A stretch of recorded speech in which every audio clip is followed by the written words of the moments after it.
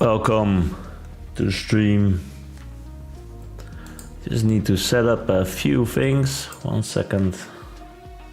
It's also live on to set up on YouTube.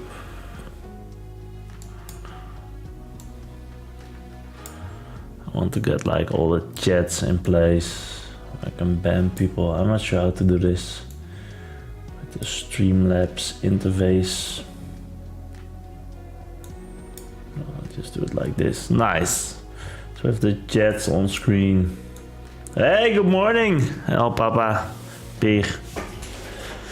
Good morning.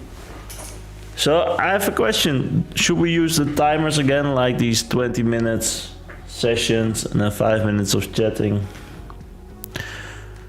Yesterday it went pretty well. I'm not sure if we should continue it.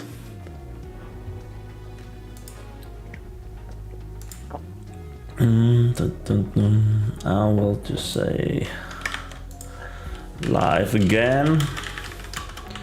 So on YouTube, for people that like YouTube, there's also YouTube. I prefer, I think, YouTube in general over Twitch because you can play it back. You have the speed thing. Okay. I will do some timers thingies today. Let's test it out, and yeah, we'll do it in. Folks liked it indeed. It sort of gives a bit of clarity when I'm available and when I'm working. I think it could be good. So yeah, how's your day? I'll just start everything up.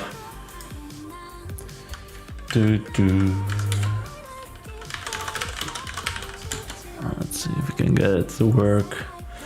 I'm still need a bit of coffee in my system to really be here.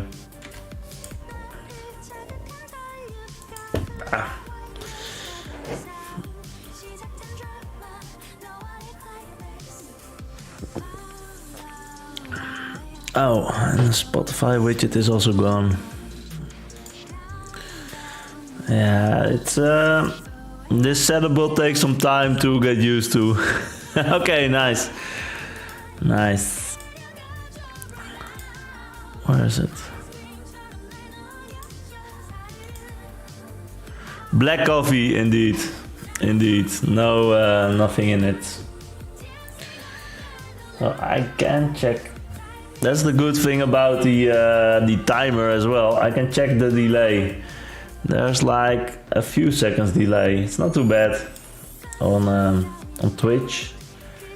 Oh, and for YouTube, it's also okay. Nice. Only a few seconds. Yeah, I always drink my coffee black. Yeah, filtered coffee. Just a normal thing. How do you drink yours?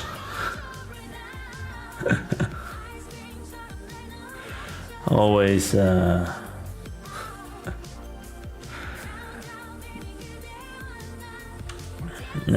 I always do like 2 cups of coffee a day and that's it. Else I cannot sleep too well. So that's my limit. Only in the morning a few cups of coffee. My stomach is a bit upset maybe. Hopefully it doesn't notice it. Okay, you're starting up a few programs. We have some time to relax and chill. And then we'll start a timer. Okay. What's that? Mag het?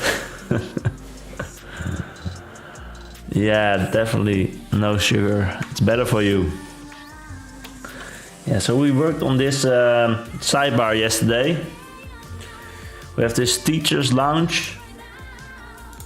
And I like now, I'll just give, I think I made a playlist for YouTube with the live streams.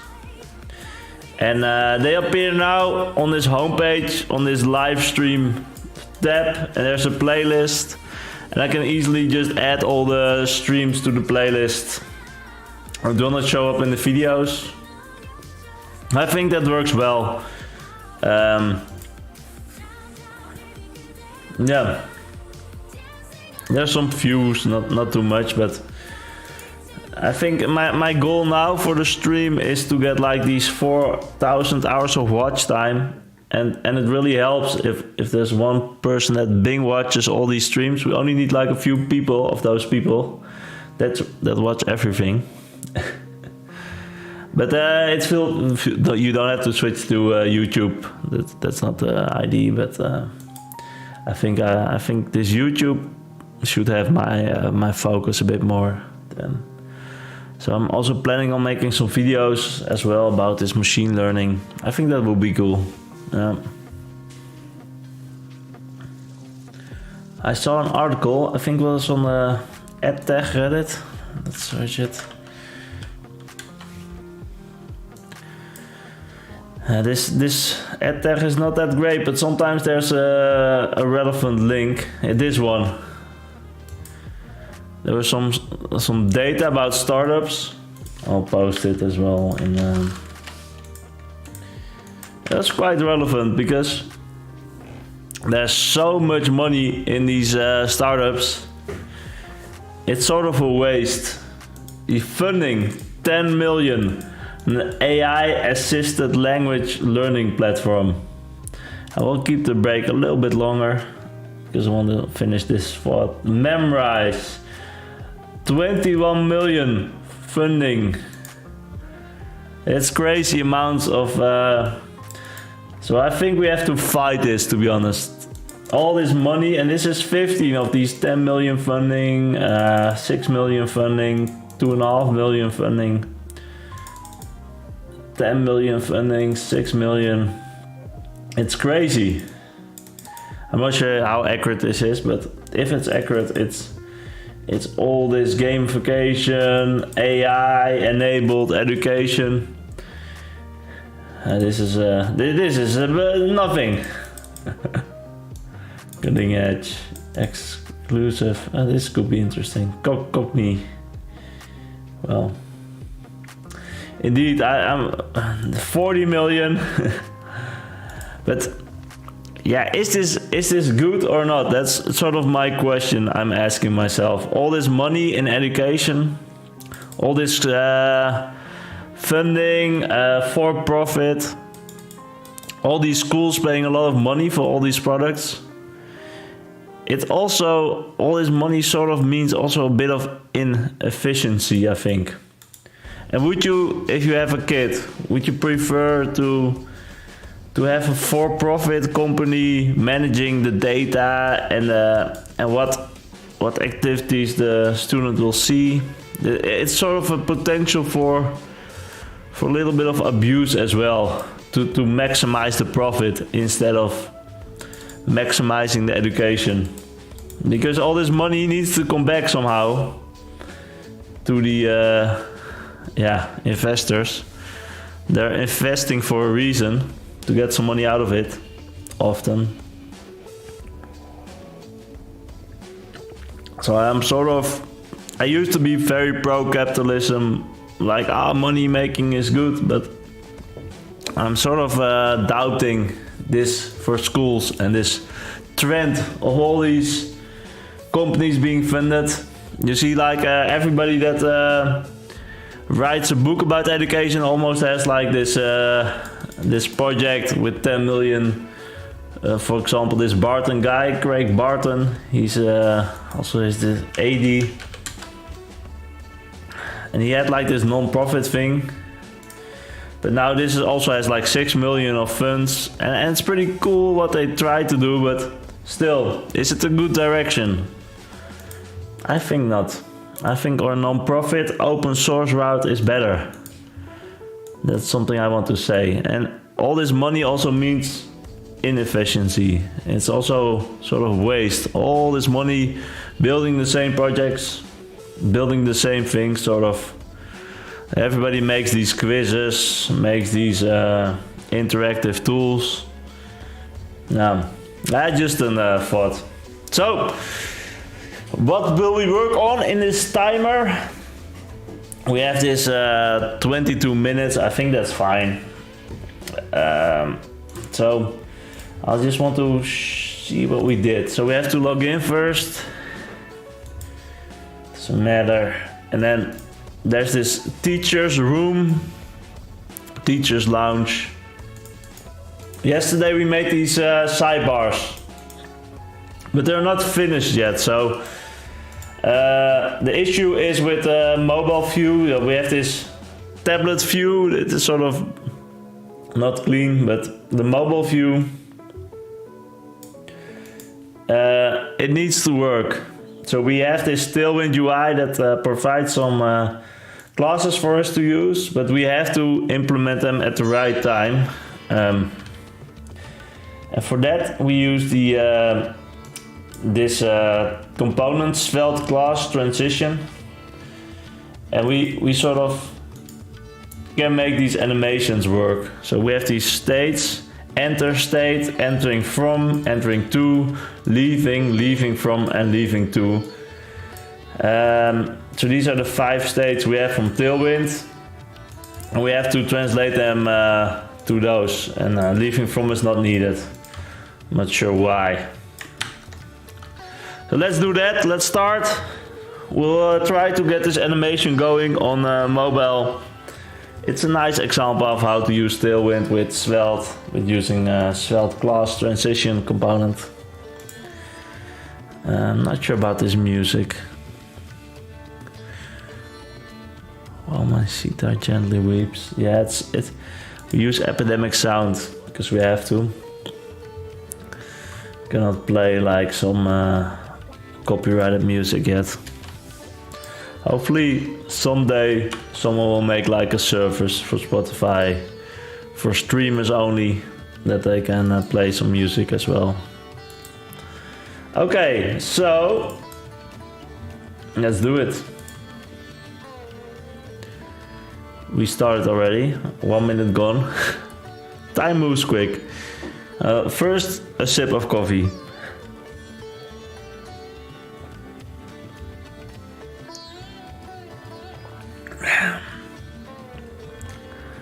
And then, yeah.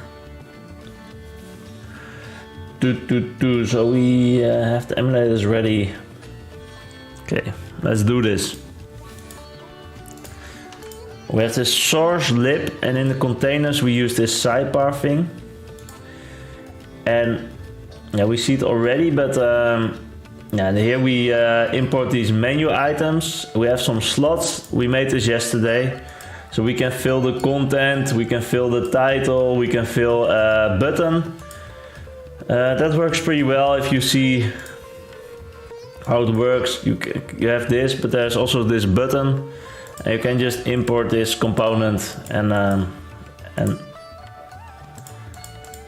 display it. I'm happy about this sidebar thing.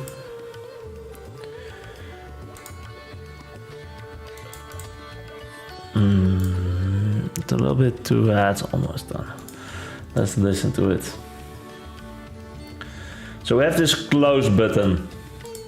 And here, this is what we get from Tailwind UI. We have this entering from to, leaving from to. And there are like 6 things here. We have to translate this into this component. And it's a transition component, and I'm not sure how to do this, so I have to look it up. We use it also in the header. So we have this transition, and we can import it like this. So you first have to install it and stuff like that, but we already have it installed, and then you can just use it. There should be a README in this component. It should be self-explanatory. And then you have this transition. And then you can make this component, and you put the thing you want to show inside the transition. And so it will be like this. Let's do the close button first. So this is the close button. So this should be in this transition. We close it after the button.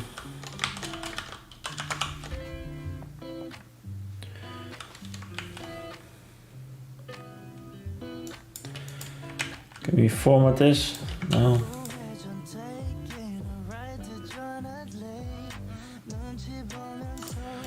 Feel it's broken or something because it doesn't format well. But oh, this toggle, yeah.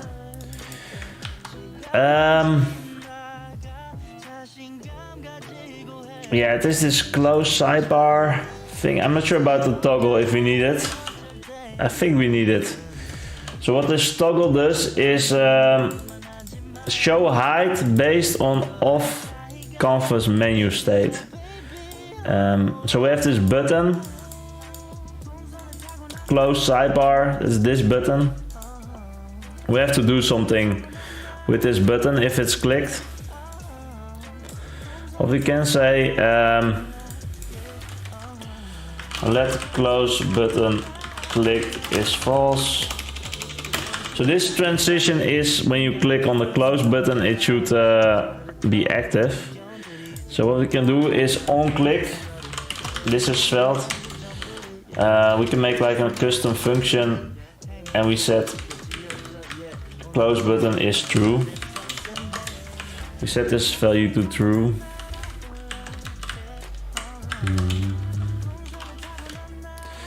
Not sure about the syntax. I think it was something like this. No.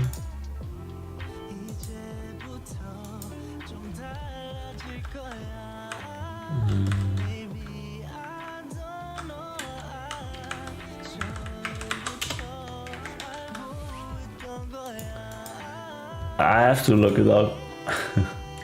I'll just search my project. I should have enough examples like yeah, this one.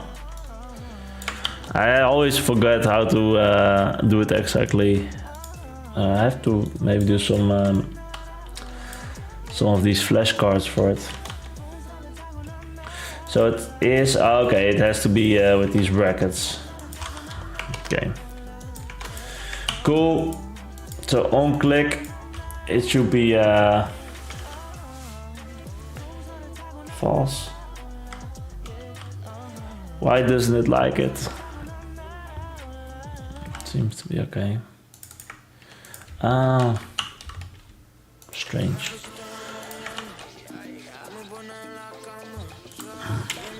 Ah, yeah.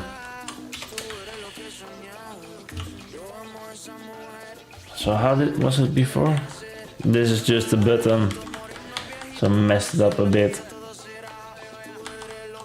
Yeah, okay, and here we close it. Yeah, okay. So we don't need to close it here. It should be like this, and then we close it here. So now we should have a transition, but it's not really using the correct values. So the value should be this. Entering is this. And what should it be? In transition. So that's why we have this conversion table, then we don't have to think about it. In transition. It does make sense, but it's sort of a bit of a complicated thing. Entering from, this is in state. And this is how the Tailwind designer designed it, so it's nice to be able to use that. Entering to is the on state. There's only 5 things here and there's 6 things here, so that's why it's sometimes important to check as well. Like what this leaving from is not needed. That's the same as this one, but you don't notice if you have to figure it out. Out transition, and the last one should be leaving to. That's the out state. So now we have the values from here in the correct place from this conversion table. We can now remove it. And let's test it out. So, what is going on?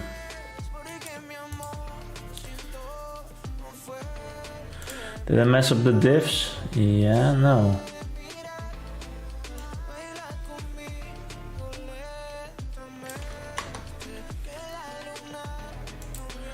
This one should be closing this one.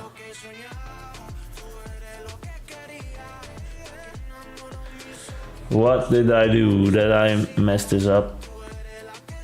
I don't know. There's something going on here, I guess.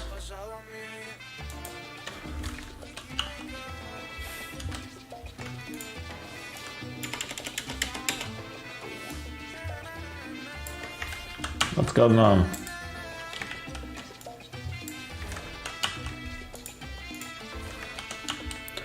I just try to figure this out because it has to do with the code, I think. Yeah. Okay, so we have an extra div here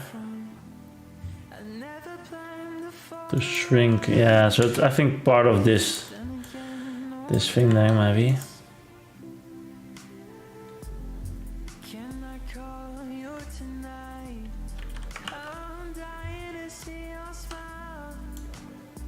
Maybe we should.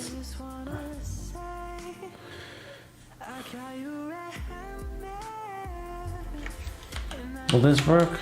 I don't think so, but... Did we add an extra div? What's this going on? Let's maybe remove it.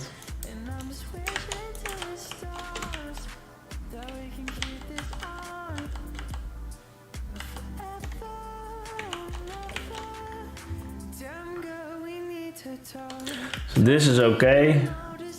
I know this because I have this auto format, and if it works, I know the syntax is okay. So let's do it without the transition, because that was also okay. I don't understand this code one bit. I think there was another div here that we removed. Okay, this still works. These are the menu items. So that's really not... So this div is this, right? So I should be able to transition that.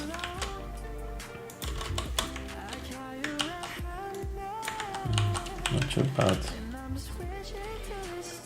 That was just an empty transition, but maybe that's the issue. Transition. I'm not ending it right. Let's take a look at the header. How do we do it here? I think I'm just making a mistake. Yeah, just a mistake with the forward slash. This is just a new transition component. We don't close it, so we should close it like this. Just a noob mistake, my bad. It happens. So this was creating a new component, and now it's closing the component because the slashes do matter. And this toggle should be this close button clicked that we just created. So if you click the button, this toggle will be true, and then it will close in theory. Okay. So we don't see the toggle now because the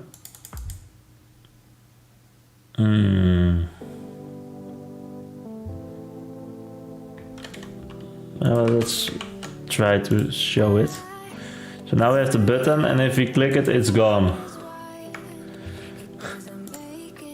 So it's not it's show close button.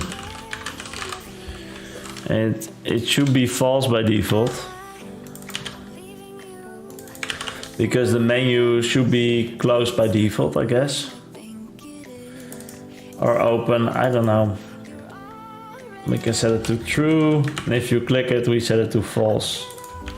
Let's set it to true now, and so it will show up like this, and if you click it, it will be gone with a nice animation. So that's the whole transition we made. So we have this button, and we click it, and it will sort of fade away. But that's just one transition, we need to make multiple. So this is the off-canvas menu, show height based on off-canvas menu state.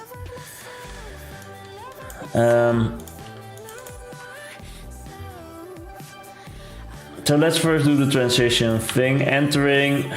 That's why we have it in the README, the conversion rules, because we have to use it.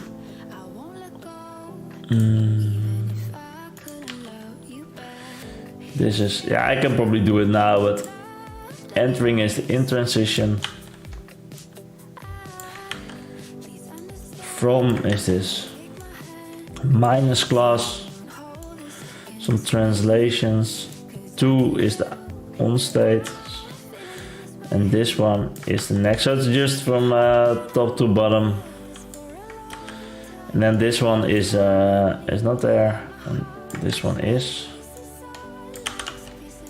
So we have this transition, and it should be for the menu. I think it contains like all of this. We should close it here, right? Maybe here. Yeah. So let's see how it looks now. Pretty cool, right? We have some nice animations.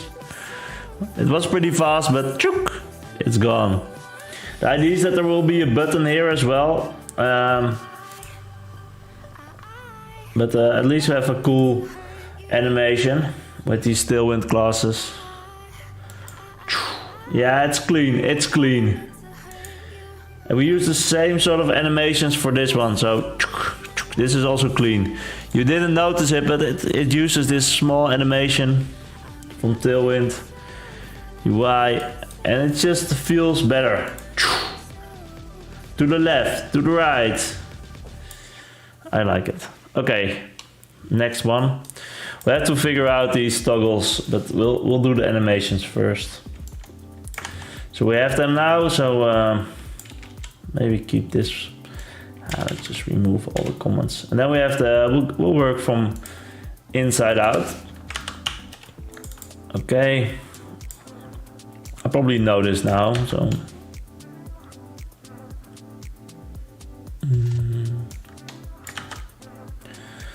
Yeah, it's just the divs that are in that part of it. Maybe I removed some code as well. I'm not sure what I removed before, so we might have to go back to the original Tailwind sidebar code. But yeah, for now we'll just copy paste it. So this is moving inside. Step 2 is the out state. This is the out transition. And this is the last one. Okay, we have it. I'll probably keep this one now.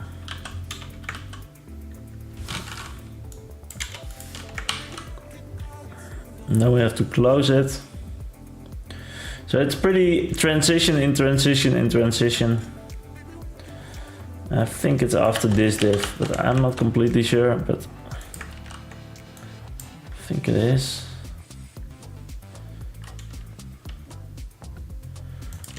What's this div doing?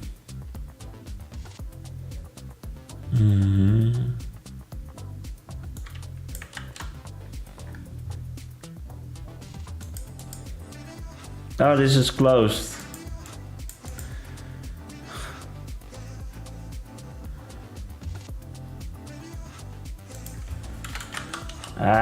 I'm not sure what's going on here.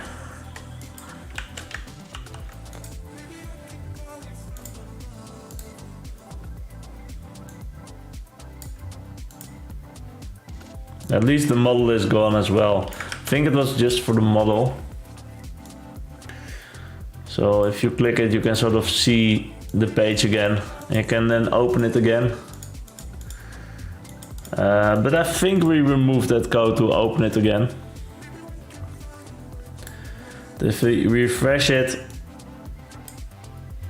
yeah, you have this sidebar, and then you have this close button, and you click it, and the model will be gone. The thing will move to the left. Now we still need to open it, and I think we removed it. So I'll just go to the original code again. From Tailwind UI, sidebar layout. And it was one of those sidebars. Let's take this one. This is the most clean one. So it should work like this. Open, close. Open, close. So we have the close now. The close is down. We have it. And now we need to open it.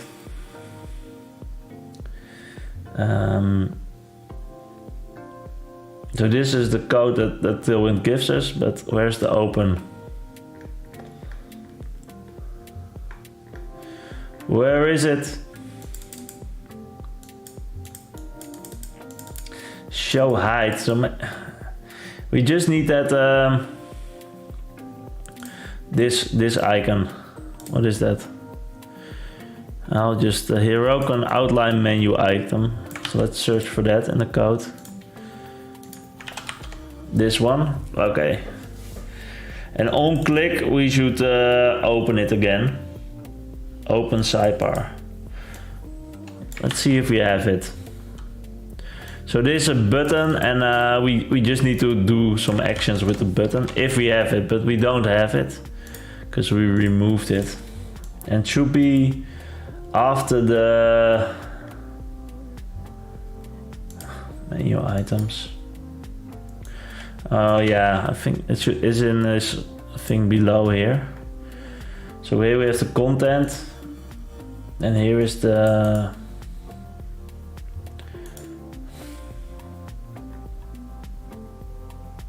it's a bit strange to do it here. I feel it should be here or something. So it doesn't maybe matter too much because it's this fixed to the top, sticky. I don't like sticky, but for these sidebars I think it's okay. Yeah, now we get it like this, and we have this button. That's okay maybe, but if we scroll down, let's say there's a lot of content.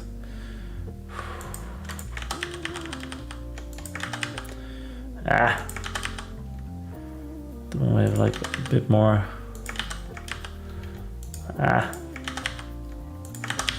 So this will stay then on top. I don't really like that.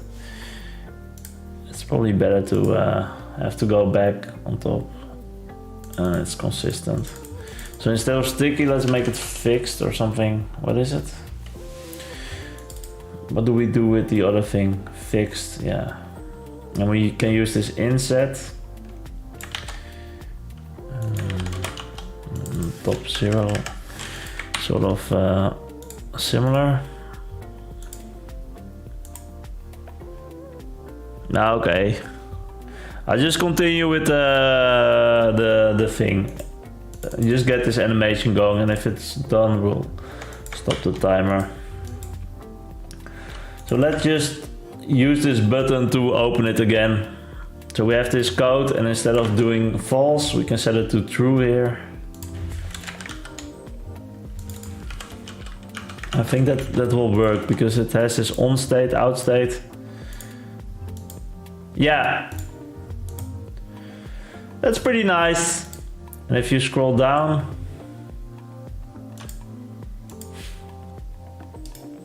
try to copy paste the code again to just see how it works. Then it will stay fixed, but this will also stay fixed. Okay. So that's a bit strange, to say the least. This fixed bar, I don't like it. But we also have the issue with this full sidebar thing. So let's try to change that. Let's just, instead of doing fixed, maybe flex it or something, I don't know. And the same for the other things that are fixed, this one. The dialog, yeah, the dialog can probably be fixed. It's just full screen. That's this model thing. This was another fixed. This is the opacity, so that's also the model, I think. Okay, let's try it like this.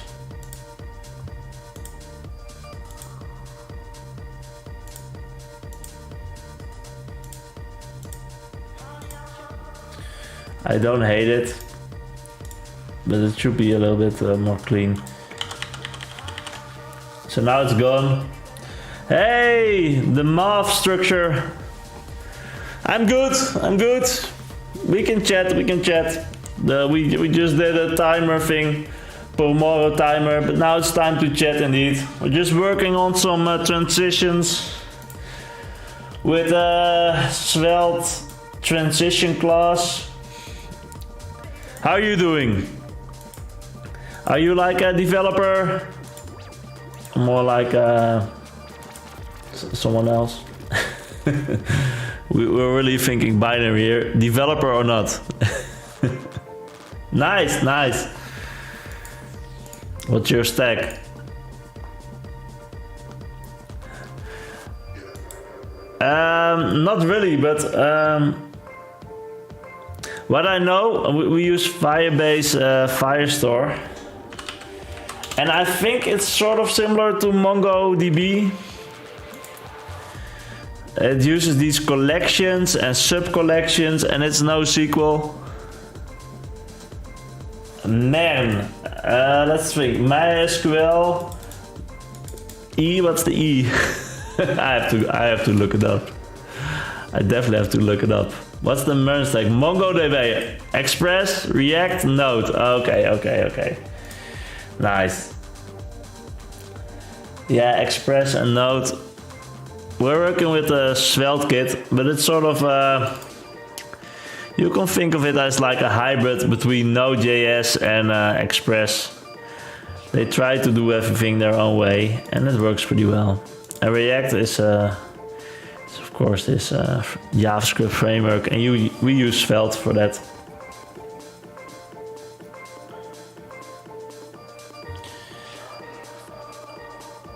Is there a way to define a JSON scheme while creating a collection for the first time? That's really a MongoDB question.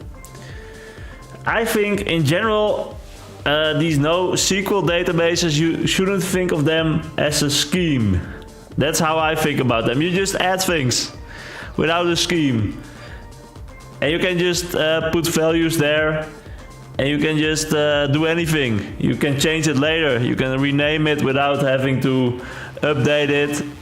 And on the front end, in your React code, you have to be a bit defensive. Now, if this place is in the database, or this one, or the old one.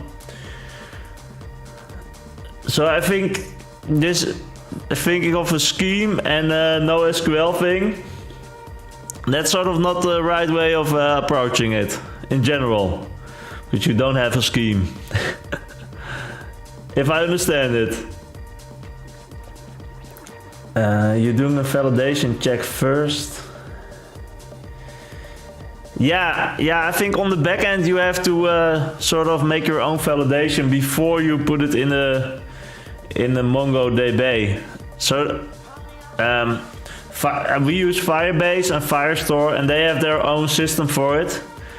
It's called Firebase rules, and maybe there's something similar to MongoDB, but here you can sort of do the validation.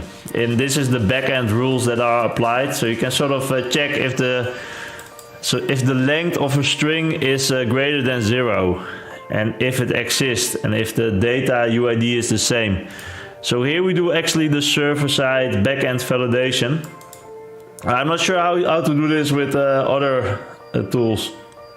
This is really Firebase specific, and this was also one of the reasons I wanted to work with Firebase, to have these attribute based access control, so we can sort of do it. It has this JWT token, and the user has attributes, and then you can also check the attributes if it contains like this can debug development role. Yeah, it's more like a grant.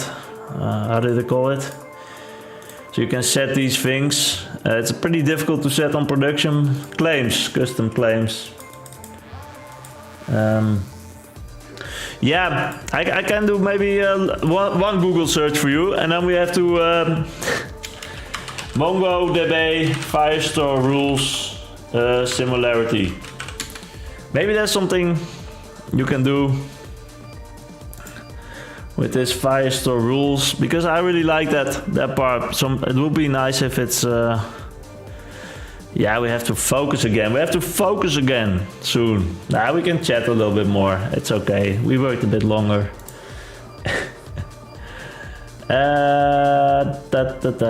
Yeah, that's probably not something as good as. Yeah, okay. You're good. Yeah, that's how I think of it, but it could be different, of course. I never worked with MongoDB, so yeah, how are they similar?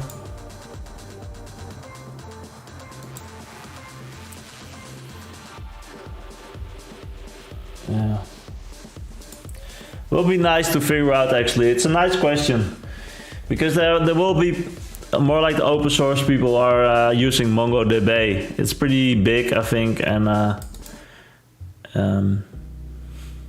why Firestore? Yeah, okay. So these will be interesting articles to read. Why Firestore rules?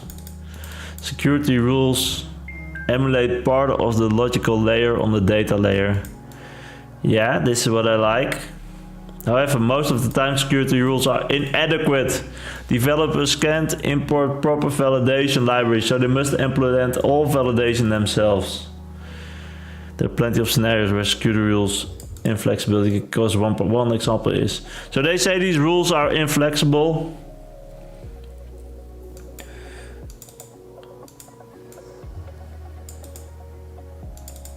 Okay.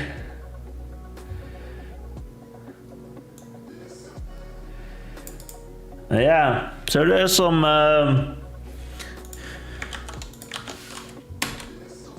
ways to do it.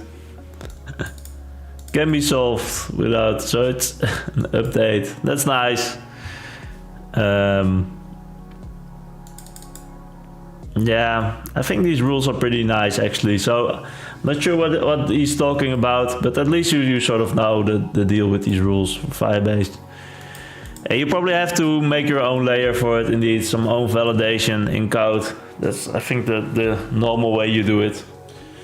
But I like that everything is in one place. You can easily change it. I do like this a lot. This sort of one place with all the attributes in this nice rules file. You can easily deploy them and change them. Yeah, you of course have to deal with it on the front end as well. Yeah, I'll do another timer. So, what did we do? We have this dashboard. I will just focus a bit more.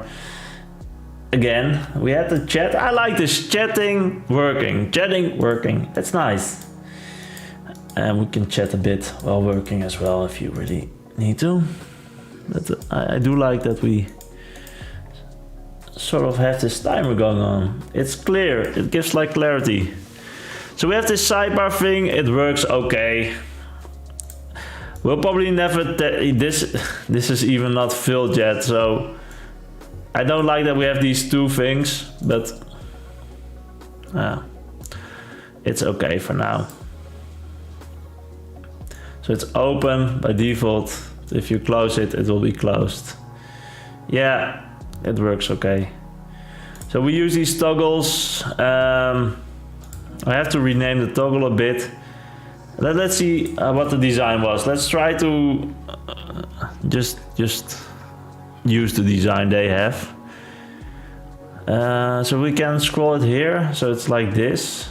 And where is it? Okay, it's over the thing. And then close it. Yeah, I think that's better. Well, let's try to make it like that.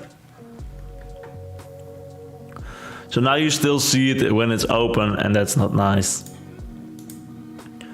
So this is the model, this is the open sidebar, this is okay.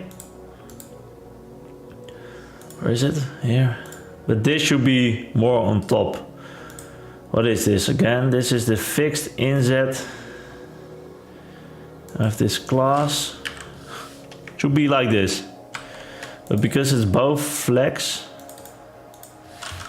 But this is the X, so this the X is that direction and the I. So because it's fixed, why is it fixed? It shouldn't be fixed.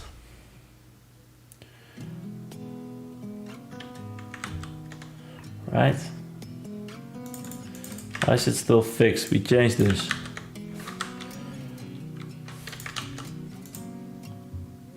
Maybe it was an old thing. Shouldn't be fixed. Relative. This is still fixed. What is this then? Transition. This is also fixed. Fixed. Didn't I just change this? Flex to flex. Why is it not updating? That was flex. Yeah, okay. It was flexed, the other one. This one is flex. This is still fixed. It should be flex. This is the dialog. So if we remove it, you see like we removed everything. This is the dialog, so that can be fixed. That's okay. Is it? Am I right about this? I feel like this is the sidebar, yeah. So area model true.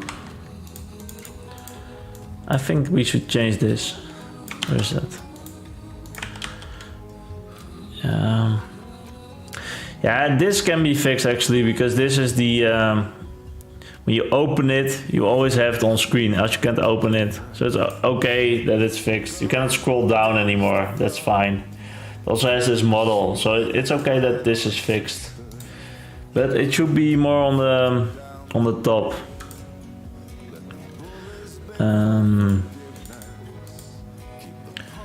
It's not, because we still show this one. So there's multiple ways of fixing it. One thing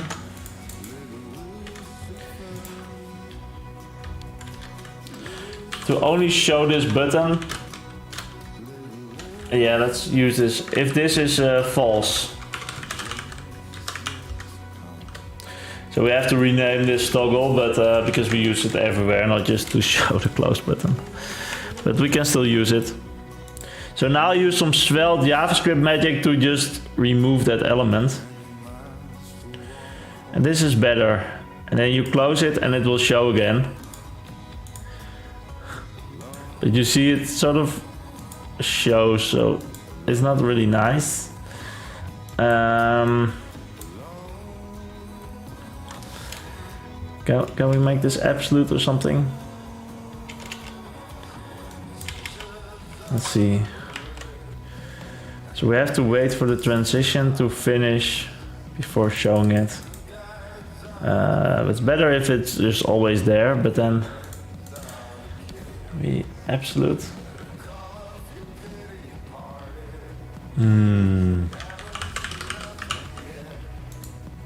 How will that look?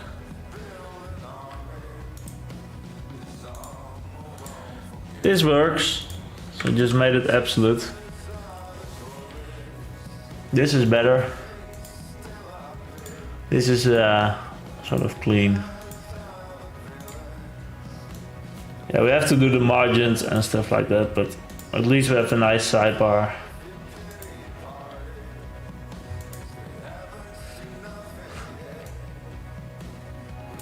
So maybe we can increase the margin here as well.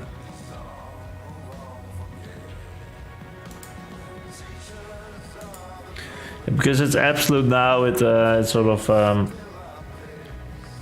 it's not great with the things. I do like that it's absolute, but we do have to make like some just some div with a margin, just a height maybe. How we can? Is there some height we can do? Height 10. So these are tailwind classes, and that's sort of a way of emulating it, if I got it right.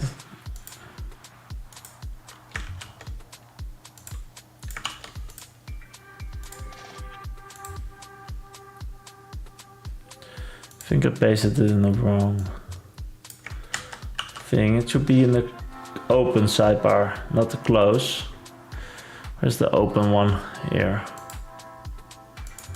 I'll just add a little bit of height. Okay. What do we get now? Where's the title?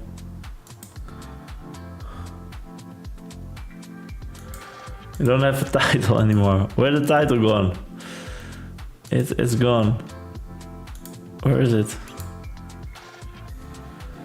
It's this height. Random stuff. That's always the front end. Oh, it's over.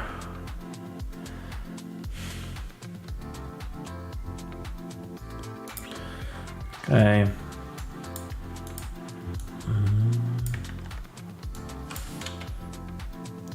Let's just put it over this absolute thing. And then we have a little bit of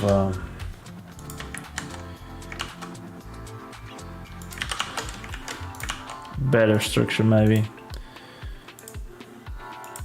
And now we get the sidebar thing again. You know, yeah, it's what do you want, you know?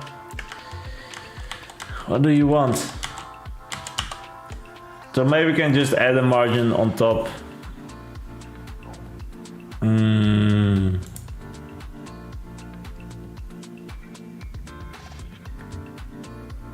So we have to pick what do we want to do.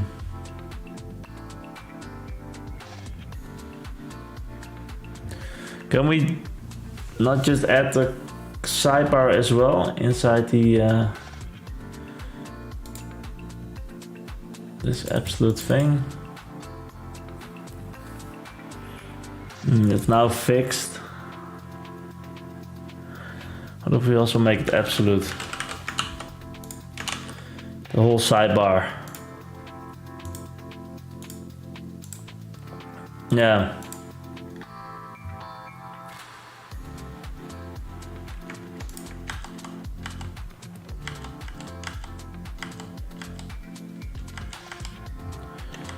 Oh. And then maybe put everything from here maybe. Where is that? That's definitely everything. So where do we start the desktop here? What's this div? That's the fixed one.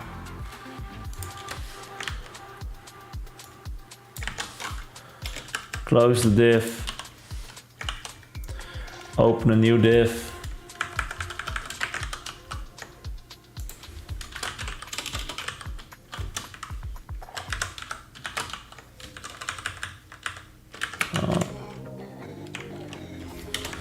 Format, okay. I think this should work maybe. Yeah. This is just absolute, but if we go here, it will be. So what's this? What's this middle thing? And maybe it's okay, but it's a bit weird, this one. It's probably okay. Not sure about it. So why is it like this? It has some higher margin or something. It has this MD middle screen. This is small screen. And this is something else. MM. So there's this hidden. It has to do with these hiddens.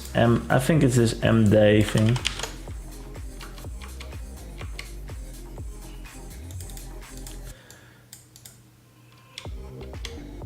Or not. So you have this small screen. It's hidden when it's too large. Here as well.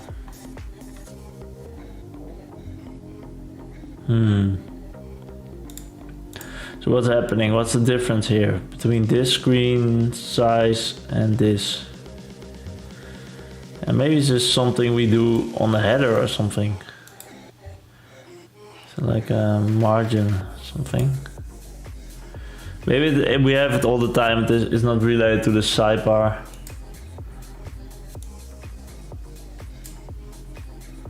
So now it seems clean. Let's not worry about it later. Let's not worry about it now, worry about it later. I like this thing and it works. I think if you click it, it should also disappear. So on click. So we have these menu items. And when we click one, we go somewhere.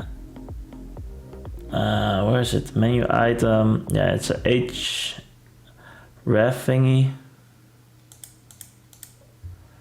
And it's just going there. What's the easiest way of implementing this? I think a reactive function.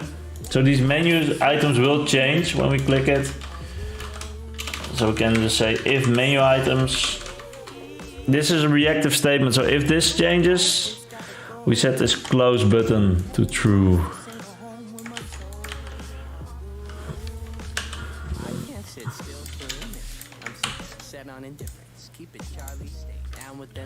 So if we click one, and by default it should be false, I think.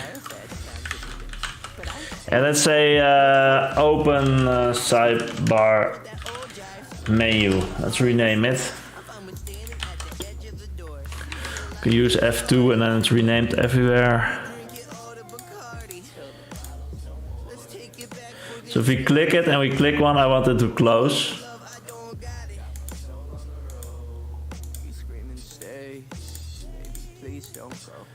It's better. There's no transition, but that's okay. It's because Svelte is so fast. Yeah, this feels okay. For now, you can close it and go to your own page. Okay, let's keep it like this. And this will still work. And if you close it, you'll sort of get this default screen with this sidebar. Okay, so we're done with the sidebar. Yes, nice. So now we want to get some content going.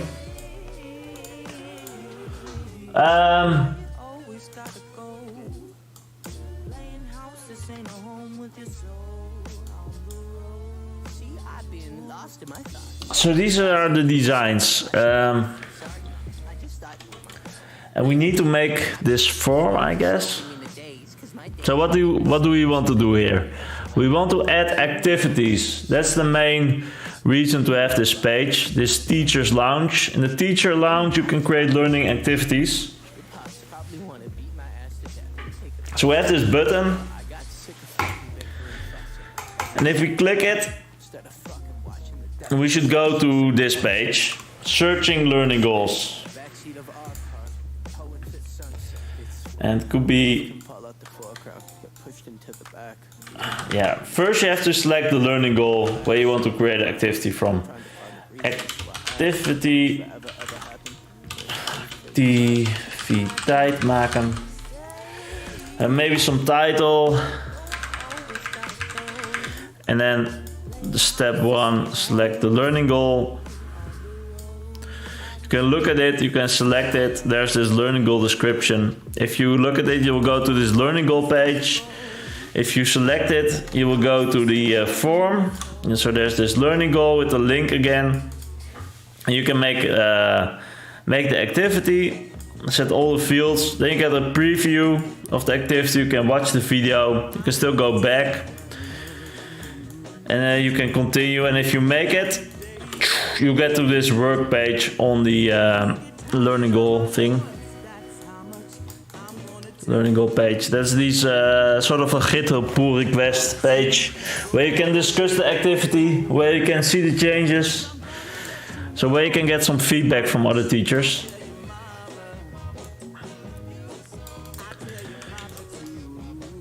Okay. So let's make the button. And it should be open activities. When you make a new one, it should just go there. Even if you click this button, it will go to this tab, I think. Yeah, we have to think of the header still. We have some space here to do some cool things. Maybe some tabs or something. We'll have to see. Maybe a logo to make it clear in the teacher space. Maybe some analytics from the dashboard, or maybe we just clean it up and move this a bit higher.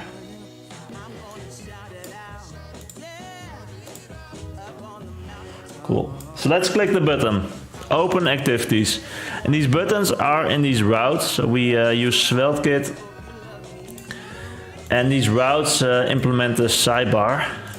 So we have this sidebar, and this is the component we worked in. That contains these HTML for the sidebar. And here we can add like a custom title with these slots. And these are slots from the sidebar component. It's this. So there's this slot name title is dashboard. If you want to override the title, we can implement it as saying, hey, this span has this slot title, and this will then be used instead of the default value. So that's Svelte. But we can also add these buttons here. So we have this slot for the call to action button. And this is activity create. And we just want to link to somewhere when pressing the button. Maybe it could be a link. Doesn't matter too much. I like to use this go to from the Svelte navigation. And this is the SvelteKit way of redirecting.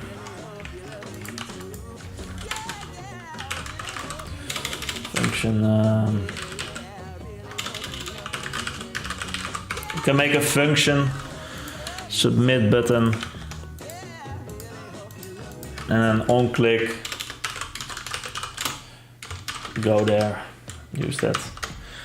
So now when you click the button, it will go to this function, and we can just say go to a URL, and we don't have this yet.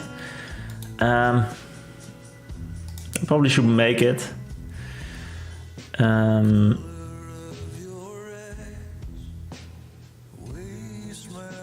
I'm thinking of a good URL, maybe activity. And then create. Let's do a hello world here. We can change this later, but it's sort of okay-ish. So lerarenkamer, the teachers lounge, en activiteit maken. So it's sort of this, 3 steps, and we can make some other things later, but instead of creating, I probably want to do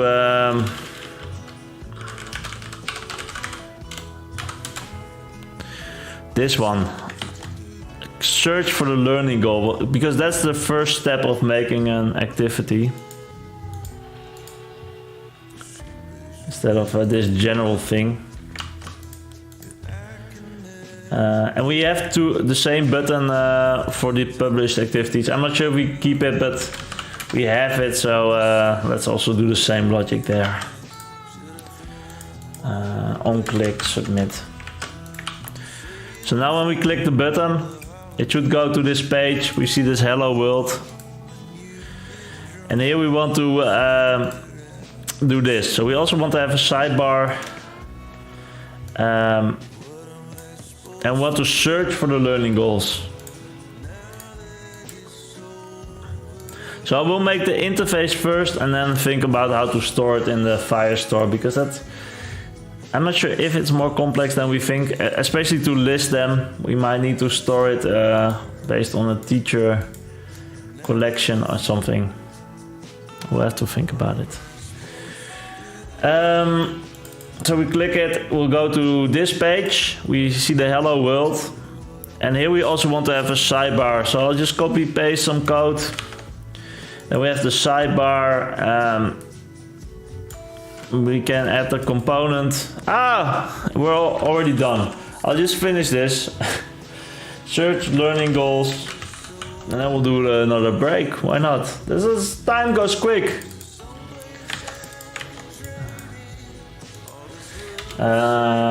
Create activity, search learning goals. It's sort of search learning goal. You only want to search one. Find. Well, so in the content we want to add this component. The title is this part, create activity, and then in the content we can do this component thing.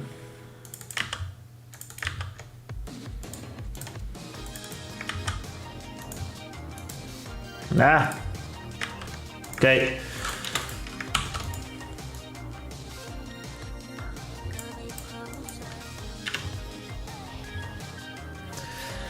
So we want to select this one, and then we also have to add it to this the URL that we currently have. We should add it to this menu, and then it will still be selected. So let's do that, because I want to keep like sort of some navigation in place. Where are you? What should you do? How can you go back? Activiteit. And there could be more of those, so we might make this into an array and we can check if it's in the array. Yeah. So let's refresh this page.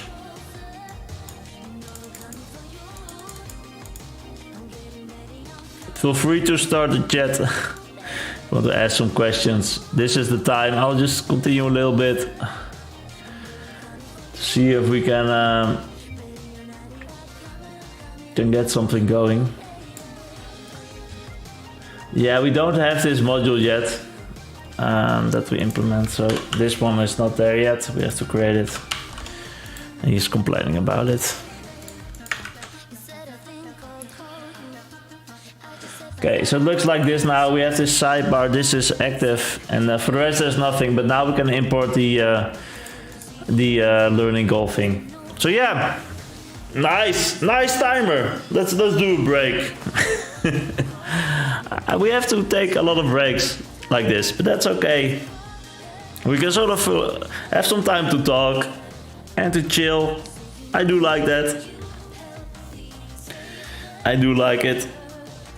So what's on my mind? Let's see.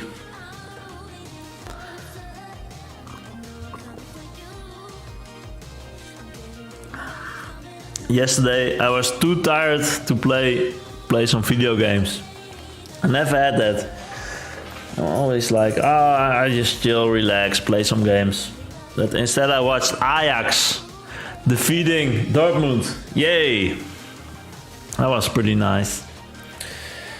Yeah, 3-1. They were not playing that well, but we still won. If they win, it's we. If they lose, it's them. How it should work. Dashboard. So let's see.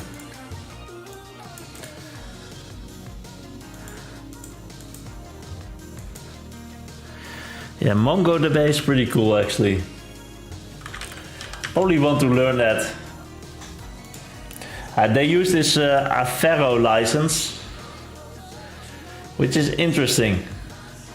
I think they are like one of the main open source initiatives that really went all in with this Avero license, and that means that anyone working at Google cannot use MongoDB. That's their policy. So this is pretty interesting facts, right? I am not quite convinced. Where's the code? Where's the GitHub?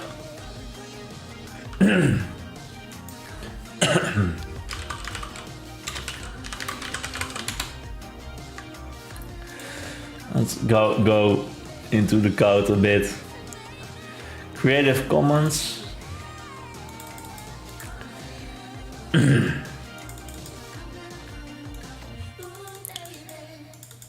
Changing the license is not allowed. Is it AGPL? No.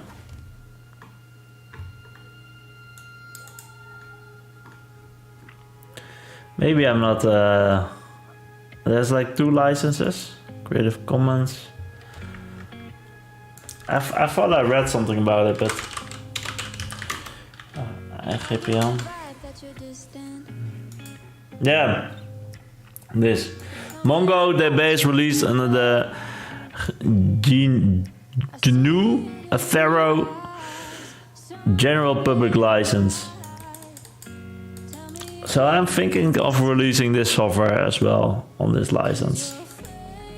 This free software foundation license is fairly new, and thus we want to talk about how this license differs from GPL. Preserve the concept of copyleft. Yeah, so every time you change something, you have to sort of give it back. Even if it's you didn't really release it, you're just running it, your version. So currently there's these loopholes in this GPL world. So we have this GPL license, and you have to share. It protects the freedoms of the user, of the end user, but also. But then you deploy it to a web or a cloud. So you make customizations to this code base, and you have to share them when you publish them. But when you deploy them to a cloud, like deploy in general, then you don't have to share them with GPL. Only when you want to sell the code, for example, if you want to sell this part, then you do have to put it in the same license, or at least one license that is compatible. So you cannot really distribute your code base under a different license, but you can deploy it, and no one has to see. If you don't do this step, if you don't do the deployment, this is hidden. So no one sees the customization, so no one can learn from it. No one can see it. They are used, so no one knows if they are secure as well. And what this Affero license it's saying, hey, if you make customizations and use them, that's how I understand. I'm not a legal expert. If you make customizations and deploy them, you have to share them. So if someone from the MongoDB community sees like some cool thing, some feature someone made, they can just ask for it. Hey, where's the code? And they had to share it even way. So if they didn't share it before asking, they're in this legal trouble. But this is new. It's not tested yet. So it's this is pretty new, and that's why Google does not allow it, because there's no court cases, no clear understanding how this is judged. But this is, I think, the main gist of it, and I do like that you have to share the customizations if you want to use them. The goal is to contribute those modifications back to the community.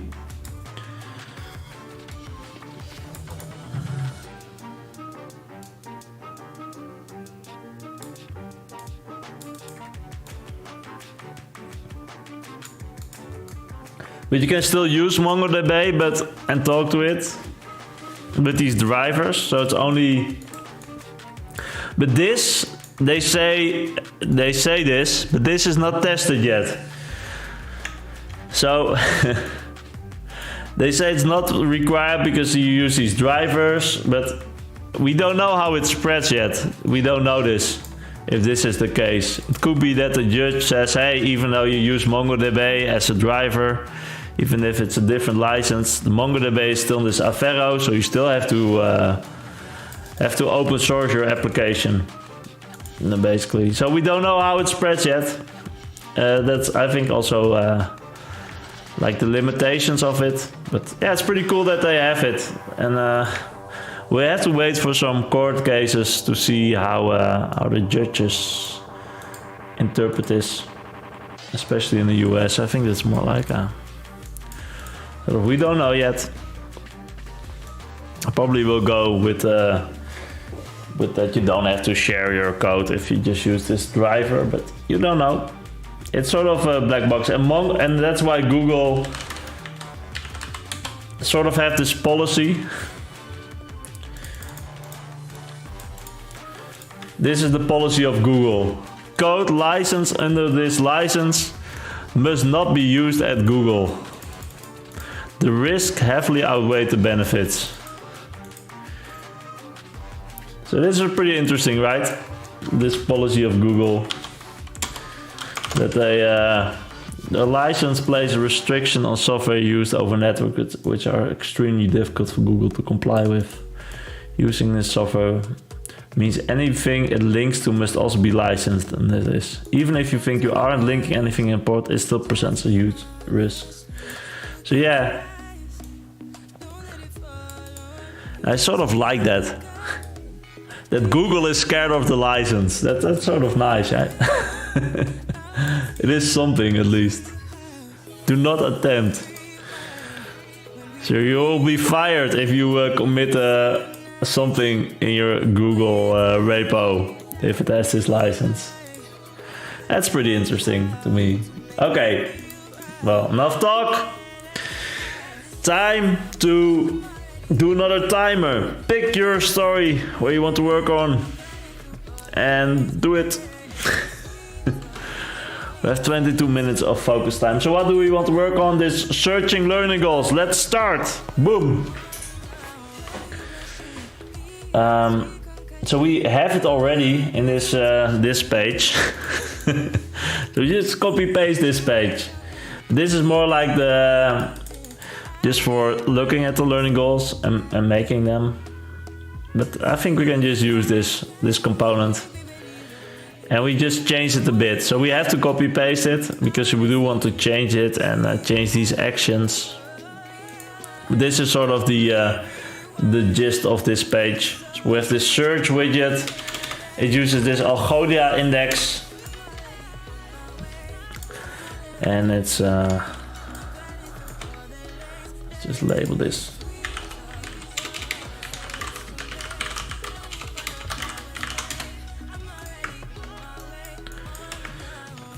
This one.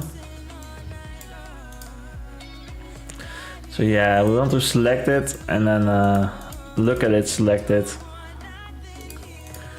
And it's this it's in this container breadcrumb, learning goal, search, and then list goals. So we use a bit of a different template. We don't use these slots here.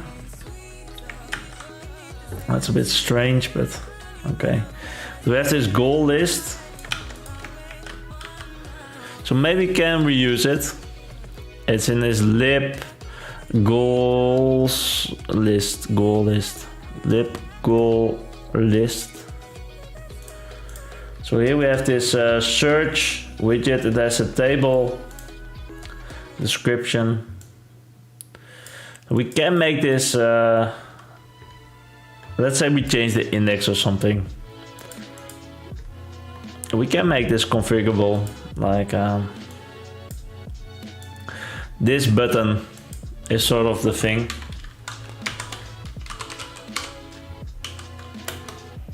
Can maybe make a slot with a name called call to action learning goal.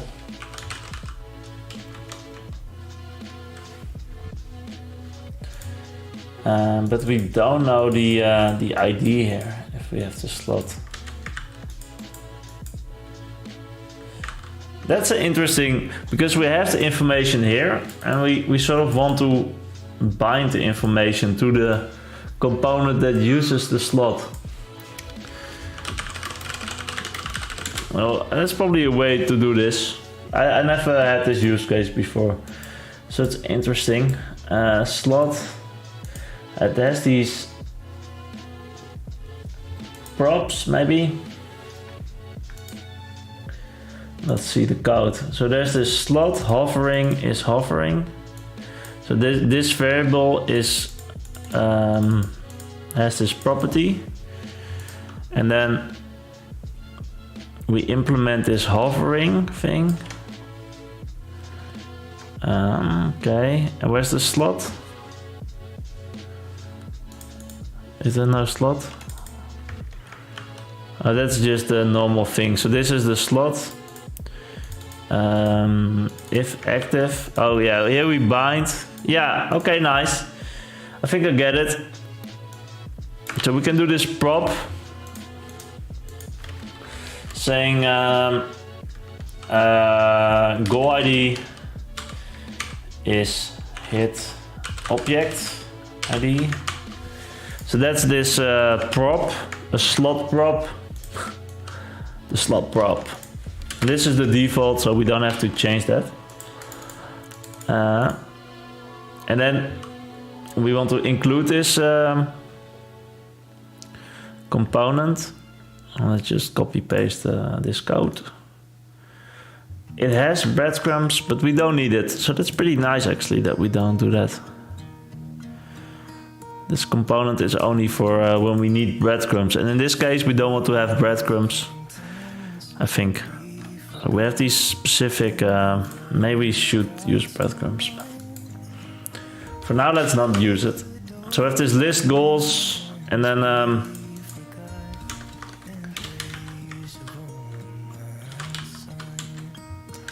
we have this list goals. And if we look at the code now, we should see it already. Yeah. No, this is the wrong place. So when we create an activity here, we should see it in this sidebar action. So we do see it. But this button is still going to the edit learning goal. And we want to change that button to go to a different place. To a selecteer, use this learning goal. And how we can do this, we have to look at the tutorial again. We have this slot and we have the property hovering. And the app implements this and saying, hey, let hovering be this value. Active. What's active? Do we show it? Yeah. So I think this means that active is now set to hovering. So in our case, let goal ID is goal ID. Let's print the goal ID instead.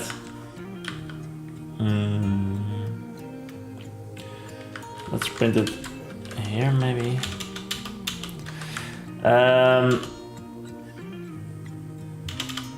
Yeah, because we want to use this slot, so we can sort of do it like this. And we say, hey, slot is, what was it? Call to action, something.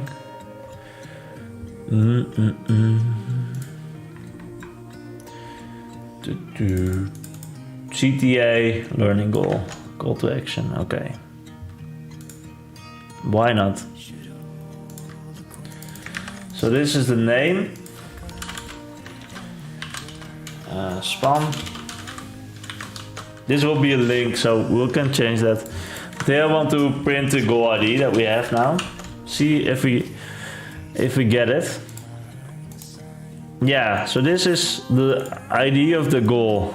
So you can see like we have access to it in this component. That's pretty nice actually. With slots, props. So this should be the same as this ID. Yeah, it is. Oh, it's actually pretty cool. We can do some cool components with this. We can make another slot here. and another slot, a slot and a slot. Well, we can do everything we need. What do we want? We want to have another link. We can do the same sort of styling that we have before in this list. So we just want to take the same link, but then change it. And the routes. And instead of this hit object ID, we'll use the goal ID. I think it will probably work if we, I'll just print it again.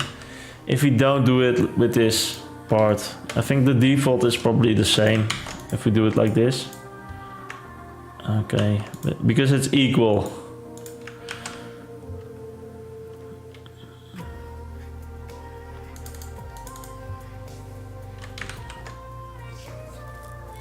Now do we get goal ID, edit goal ID? Yeah, okay. Oh, we already added here. Yeah, so this works without the, so this is the full syntax and this is sort of the same but shorter. So we can bind it to a different value if we want. And here we want to go to the next page, but then with the goal ID. So, lerarenkamer, activiteit. I think that's the next step, is this one. Yeah, so this will be the create form.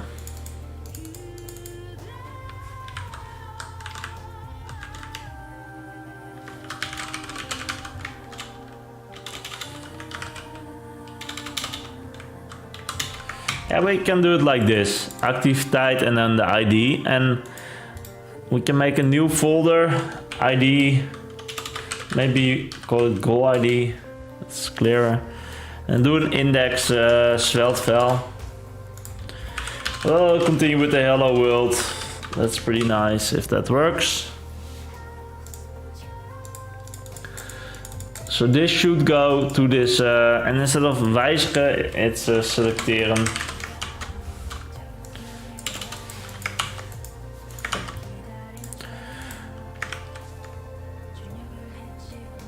So we have now this select button, so it's custom. So this doesn't have it, this has the default one, the edit. But this page will have this select. I can still look at it, so that will be the same. And then you go to the wiki page and you can see the whole history again. We have to make it clear that we're on the wiki or on this teacher lounge, but we have it sort of with this sidebar already. Some difference at least. Lerarenkamer versus, yeah. Okay, so you select one and then you will see this hello world page. And so one thing, if you search for learning goal and it doesn't exist, we want to have like this this warning that you have to maybe make it yourself. And it should look like this. Sort of. If there are no hits, give us a thing, a message to make it. That's a nice fallback. So this is for each hit. We show this table.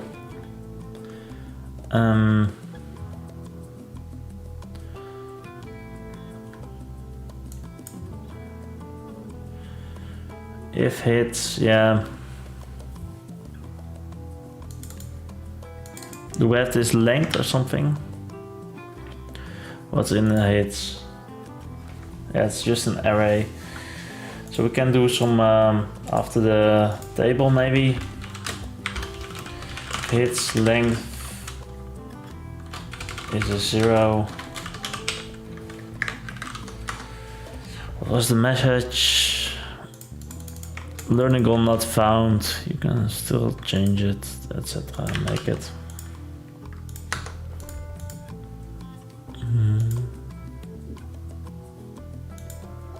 Hits length.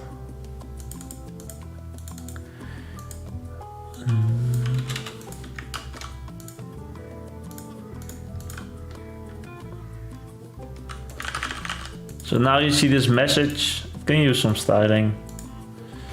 Maybe a div.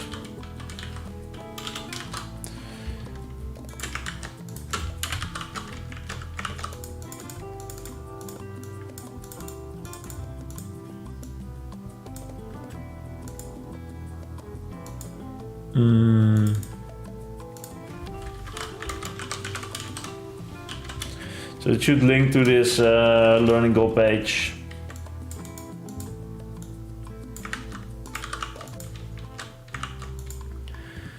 And maybe the same as we have in the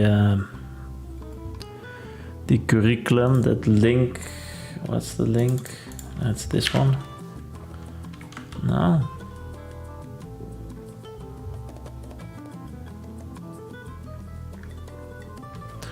8 more minutes and then we'll take a break. Curriculum. So where's this aanmaken? Oh, we do have it as well here. Little aanmaken. Maybe that's better.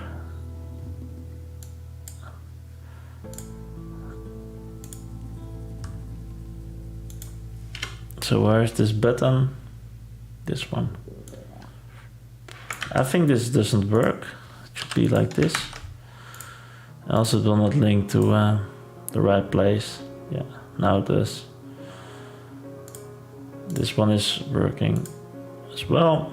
Nice. So the warning should be the same link, maybe. Why not? And we can do it for the same. It needs to have these classes.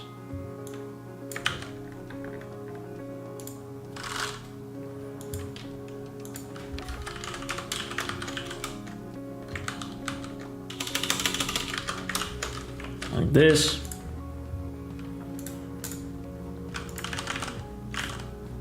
Without the float.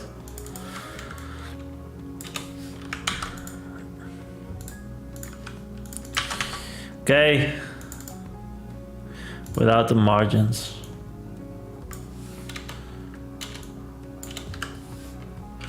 Just the underline, basically. That's our link. It's underlined. Well, I like it, and it will link as well. That's a bit better. So we do want to start this a bit.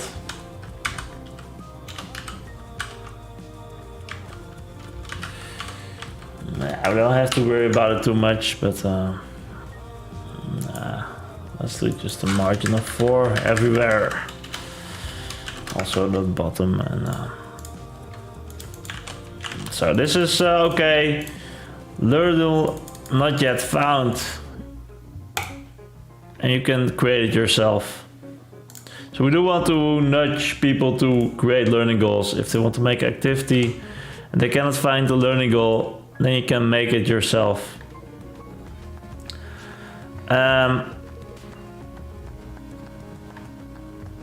So let's say we do this.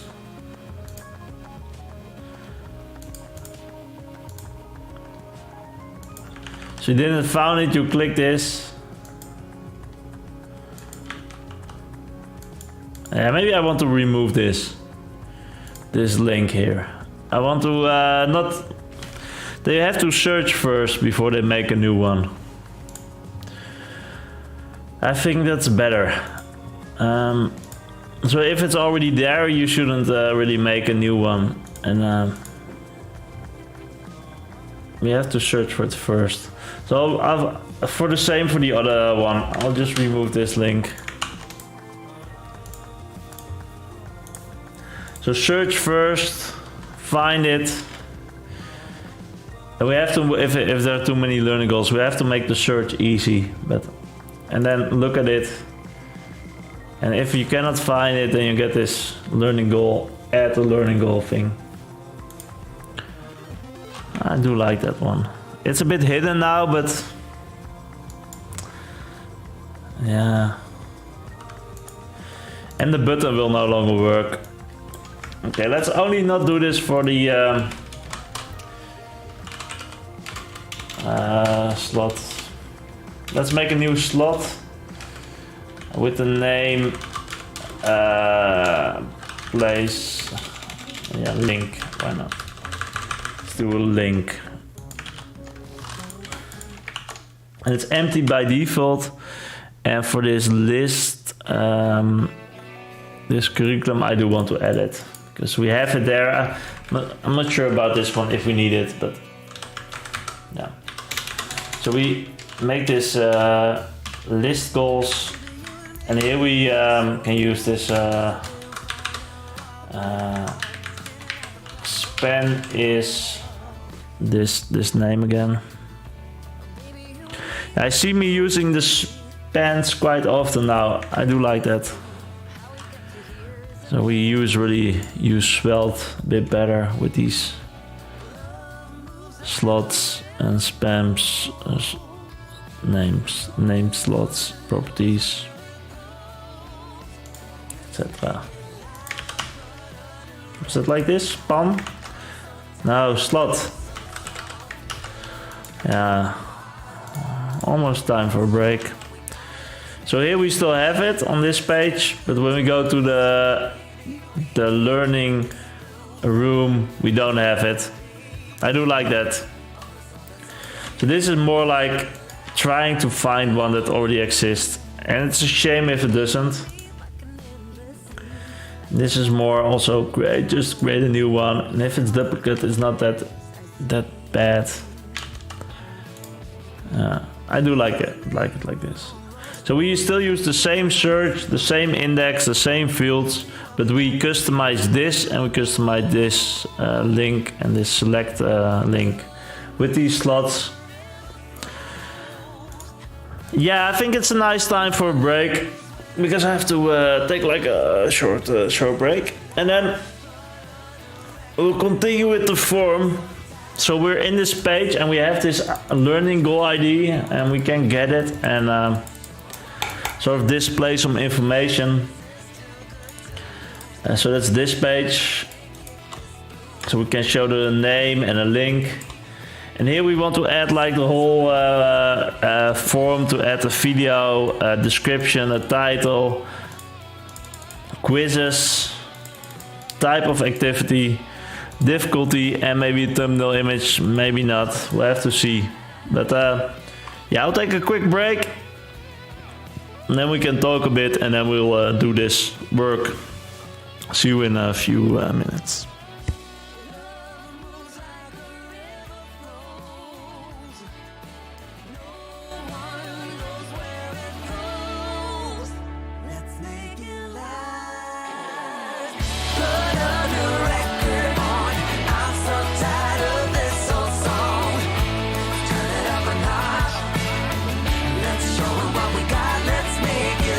This is too good to lose. Maybe we can kick this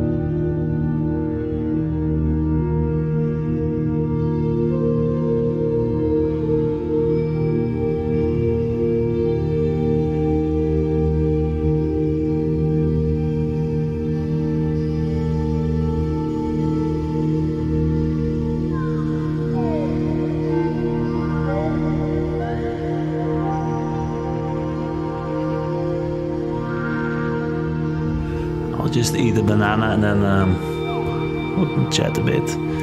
If you have any questions, feel free to use the chats.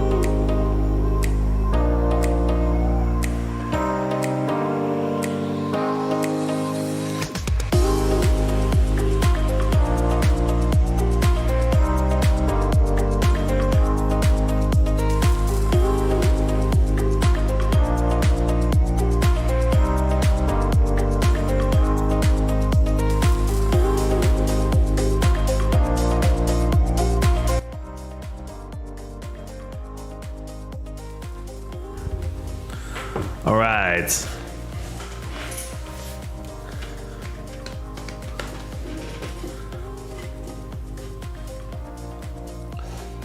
So I was thinking we used, I'm not sure where we used it, but we used some queries instead of in Firestore, instead of creating like these arrays in the Firebase. Yeah, I'm not even sure what I'm talking about, but maybe take a look in the Firestore. And I'm thinking like, what is the best approach for this? Battle results, no. You have to do 4 queries for the specialization prerequisite. 3.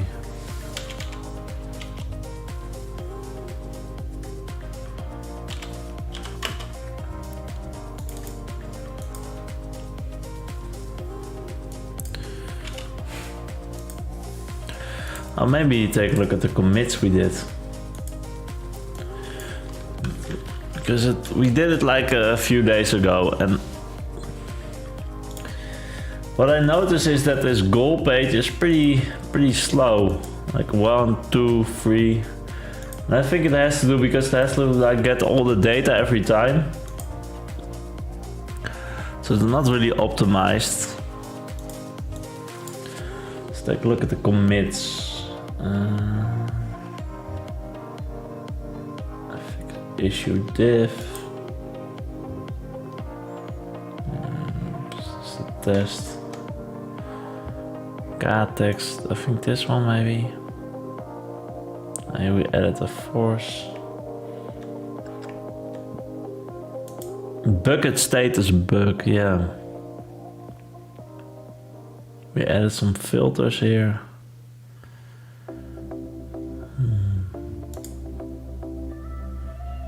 Unlocking the map.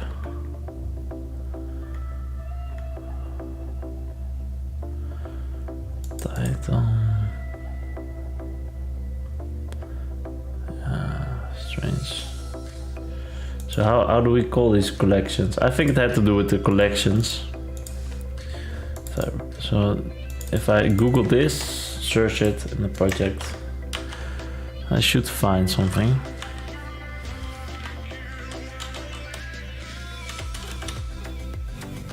This one. Yeah, so this was the code.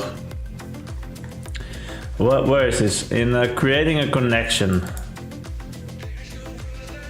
Oh yeah, to add a filter, so that had to do with the filters.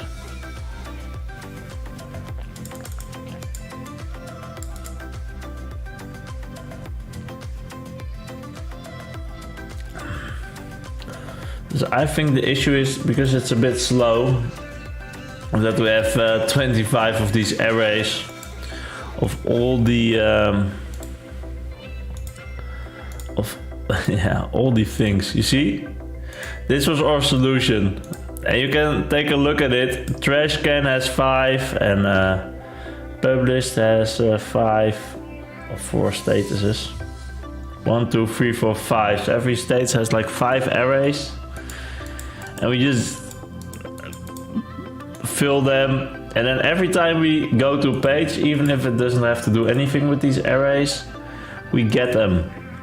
For example, this overview page or the edit page, it will have to use these arrays. Well, it's not really needed. So I think it's best to at least refactor this storage as well. Maybe do queries, maybe do it a different way, but I don't like this array, 25 of them, sort of ugly. Whoa, what happened to Spotify? Oh yeah, because it's in a full screen. Now it should be better. Yes, okay. So yeah, we had a break, there are no questions, so let's just continue with the project.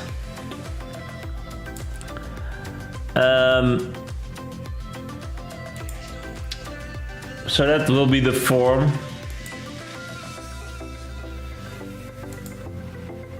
I think of anything else I can talk about, because I have some time to talk. Most of the times I feel I have to work, but with these timers in place, I feel like, but I also had like a little break. So, but it's okay, we're working hard enough. This is pretty nice. Summer vibes.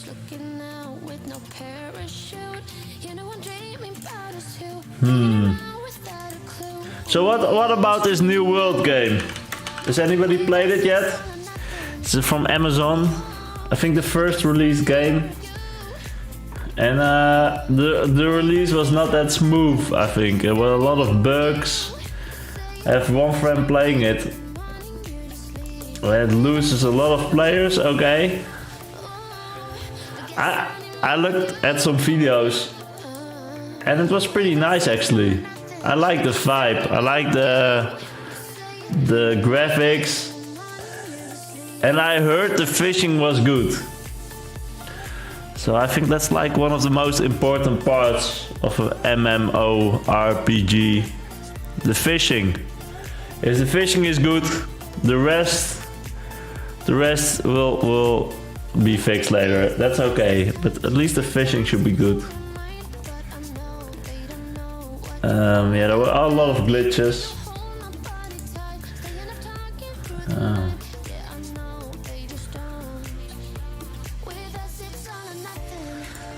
Yeah, I might play it. It's a bit expensive, 40 euros to play. It's okay. It's a one-time payment, of course. Probably worth more value than this Foundation game I bought. A sort of a misbuy. I never want to play that, but that's okay. You cannot. This looks great, right? The PvP also looked pretty nice. Yeah, we might check it out. New World. Well, okay. We have to research this gamification a bit more, you know.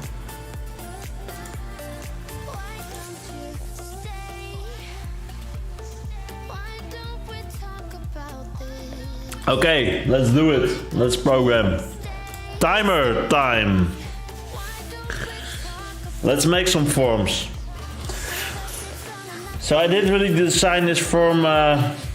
It's just some titles, and the reason for that is because we have them already, but they're now split into this activity form and the adventure form, and we want to combine them.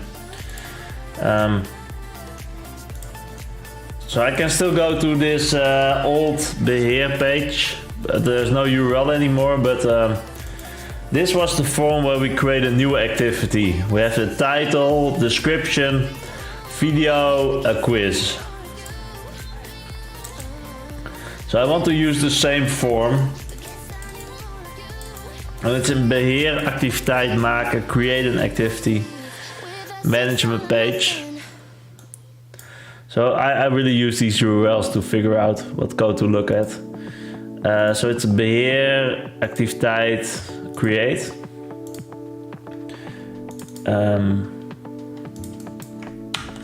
So if I copy paste this code and put it in this hello world, we should see a form in the old. So that's, I think, a good base. So create an activity, select the learning goal.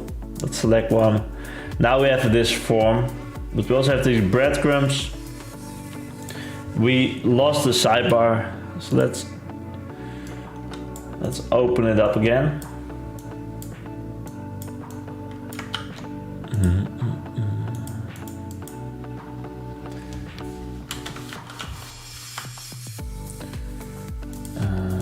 Page, get launch items, sidebar,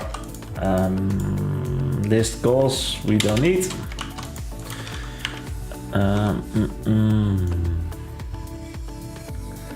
And now we have this, but I think we can just use instead of starts with, that should be something, right? True, false. Let's test it out. So this is the sidebar. We want to select like this open activity in the sidebar when you create a new one, because it will be open first.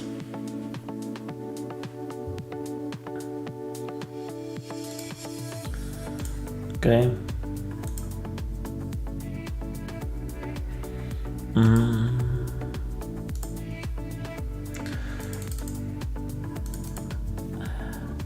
And we probably will call it an, so we have to decide what we call it.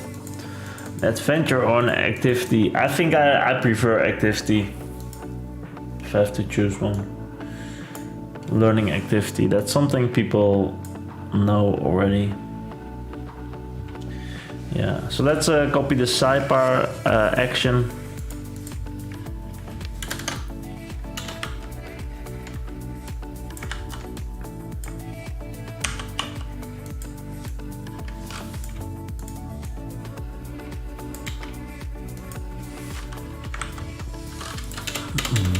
Delete some code.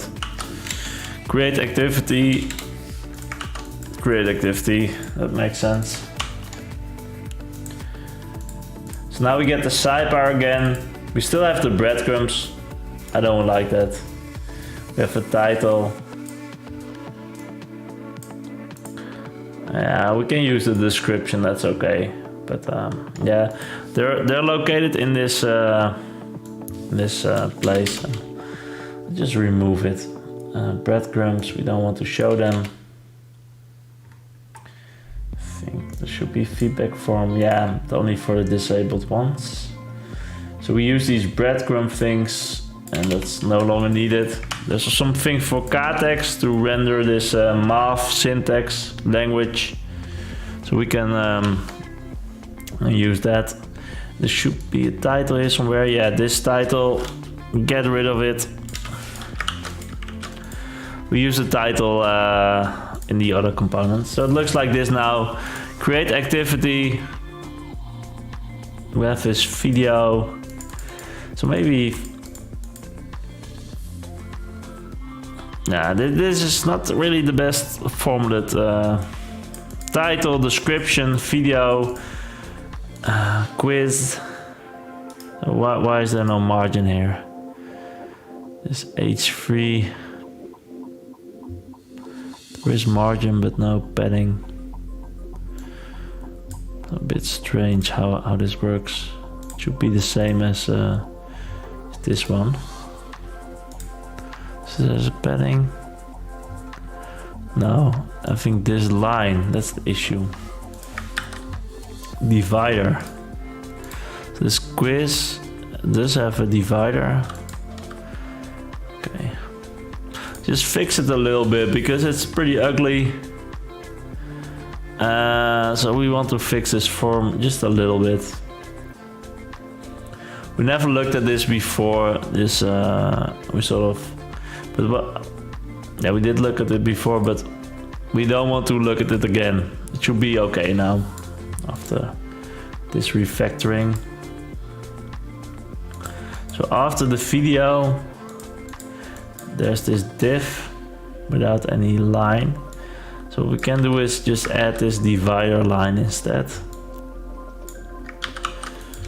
And then it should be better. Okay. So we have video, quiz. And this is the text. This P should be part of. Okay, so it's the divider line is should be here. Close it. So I want to sort of group these things a bit better. And here we have this quiz form that's in a different component again. Okay, now it looks sort of similar. This might be a bit too far away. Can be a bit more on top. What's going on? Margin.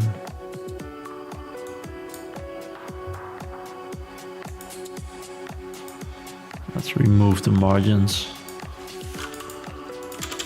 Probably better. Yeah, this is better already. Yeah, like this. That's okay. We should remove them in code, of course, because this isn't really doing anything. Activity title, no, it's in this create.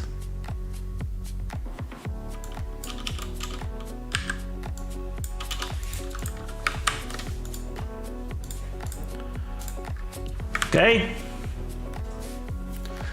So is it clean enough? No, I think this should use some margins and stuff as well. I think this is clean. This is clean. There's this preview, so if you do this KTeX thingies, you have to learn it if you want to make activities, but we have to teach it maybe in a map module. We can make some nice lessons for it. We have a teaching platform now. Square root. I don't even know it by hand. Let's do the C frag. That has two values. So you can do like these math things. There's like this C dot. You can even do tables. They're not like rendered perfectly on screen, but you can still do it. Square root. Should be something like this. Square without this maybe? Oh. So is it displaying it? Now I will just search it, but it should work. Square root. And here's all these references you can use with KTeX. There are a lot of. It's pretty fast. It's created by Khan Academy. Yeah, it's like this. So what's the deal, man? Why doesn't it render? It's sort of maybe an issue. What's going on? Could be related to the bug we fixed. So we can add some enters now. We fixed that. But the square root is not rendering. I'm a bit Let's test it out with... that's sort of a bug you don't expect, you know? It's a square root and the rest is rendering, so what's the deal with this bug? We have to check it out. So we'll just change this. This is the old form, but we sort of fixed it already, so it's probably also not here. No, maybe in the curriculum thing. Then we also have some KTeX things here. Is it rendered there as well? It's broken. It's just broken. Ah, okay. What is it then? This SVG. X-min slice. So this is all...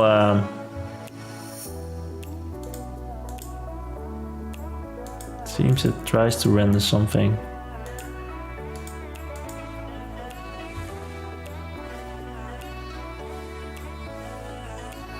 Strange things.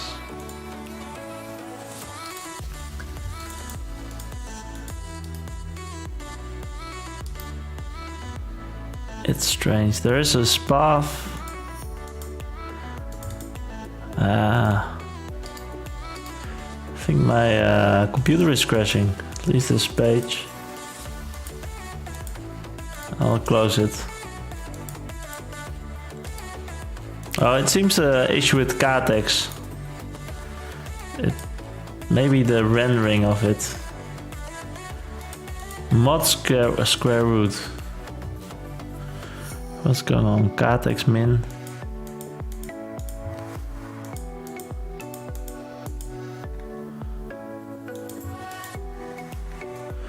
So all these KTeX classes are applied to render the math. Oh, maybe there's just an error in the console.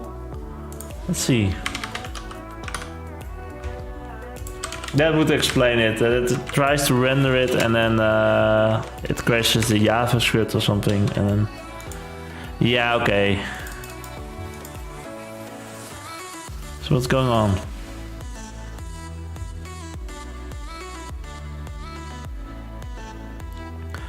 Path attribute. Maybe Google this. It has this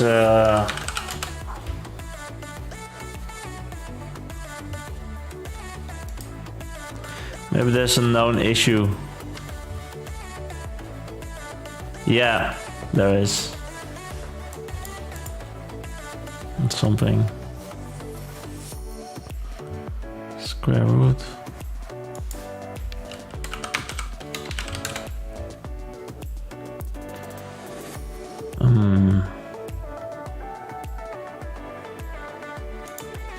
Migration guide.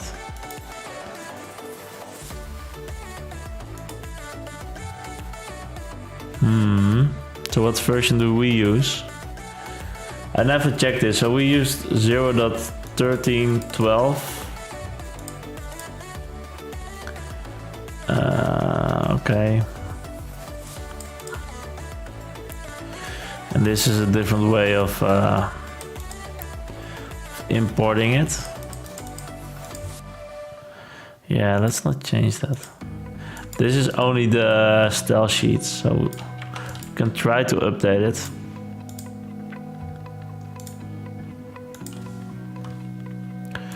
What is the latest version?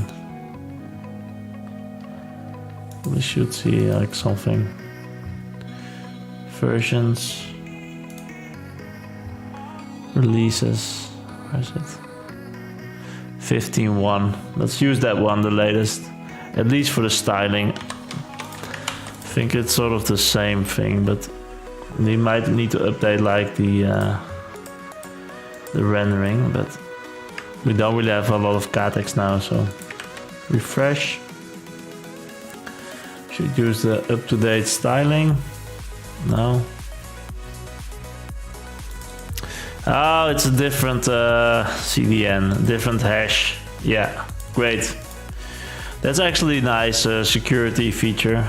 So you want to use this href, but there's this integrity check.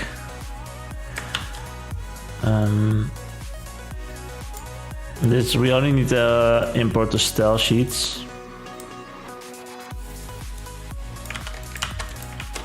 This should be the correct integrity check. So yeah, I wanted to work on the form, but this is quite important. If you cannot use a square root, you cannot do anything with math. You need the square root. So we can just update Cartex. Still not working.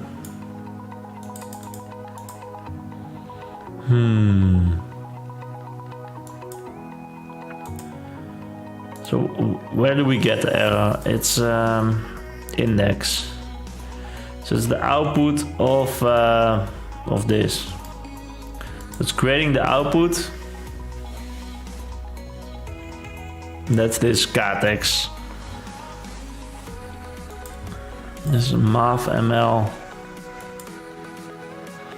So what that is. This is the square root.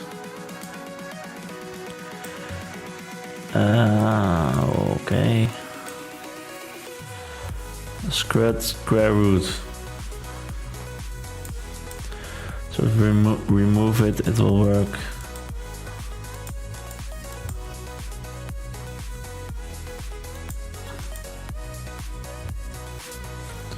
There's this path somewhere.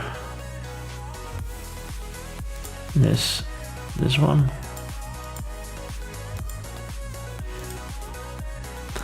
It's difficult to read. It's all this span in a span in a span, but somewhere you have this SVG. Yeah. Do you spot it? I spotted it. It's this BR thing. What's it doing there? BR.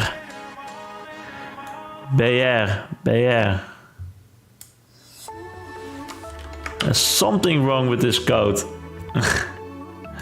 So it has to do with we made a fix this sprint to be able to add enters to the Cartex. So if you do it like this, it will still render.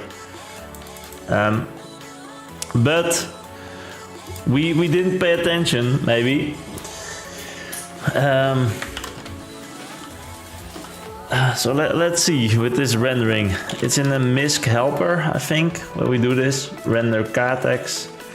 So there's a bug we created. And we only see it with some things, but I think it's this one. So here we replace everything, all the new lines with this BR, but we do it after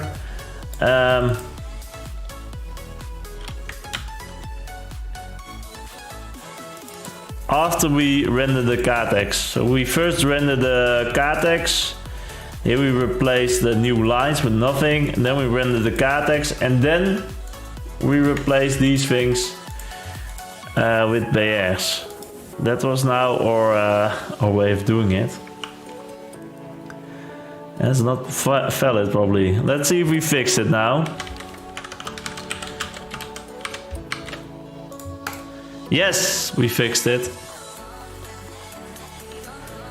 The issue now is that if you make like some enters and then preview it, it will not add these BRs. So we do want to add them, but not if they're inside this Cartex array.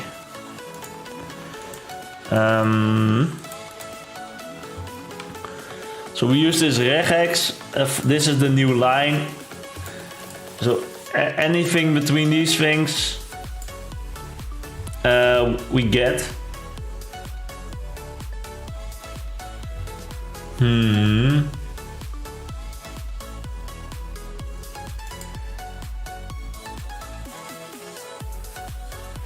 Now we have the output. These are all spans and stuff and paths, and they have new lines. So we cannot do this here. Remove or add the BR, but we should do it here. But we have to make some Regex, nicer Regex things. It's always nice to make Regex. It's fun. So what's the issue? We have this Catex, and it has some new lines as well. Has this square root. We want to support like everything. This should work. This should just render a square root. Then I want to have some text, some enters, and then some more text. And I sort of want to detect these new lines, but not these. So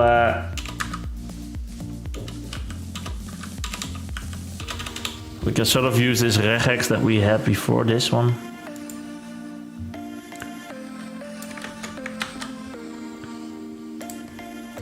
This is the regex to detect a new line. So we see all this enters is detected with all these matches. But we don't want to match them if they're in this Catex.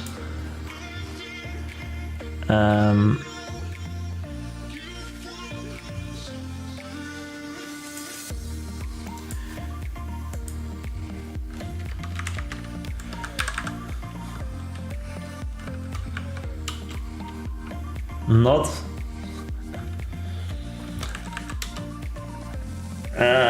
How do I match this? Not.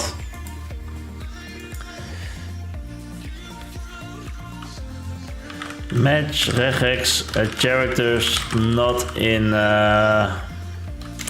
not between, something like that. Not between quotes. That's some. Okay, here we have an explanation. Match A only if it's not followed by quotes. No, that was the timer again.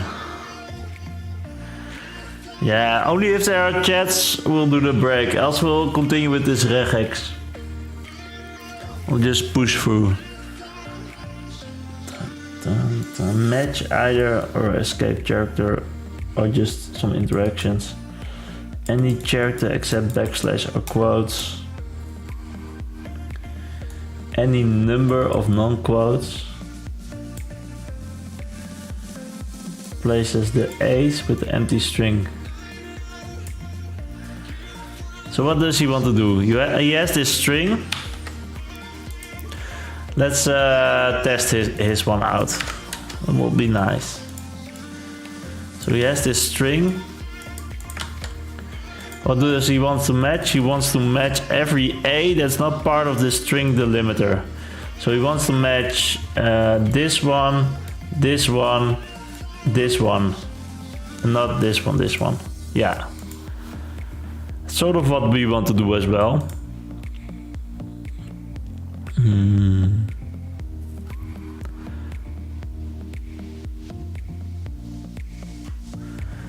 We use these double dollar signs at the moment.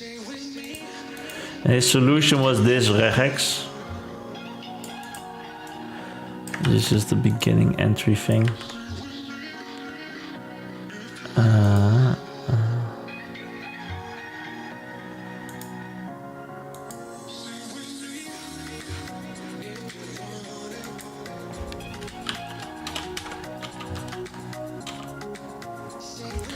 It will just match one character.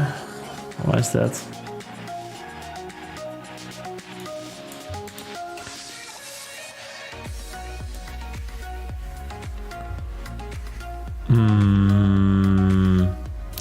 Yeah, it takes a bit of time to get into it.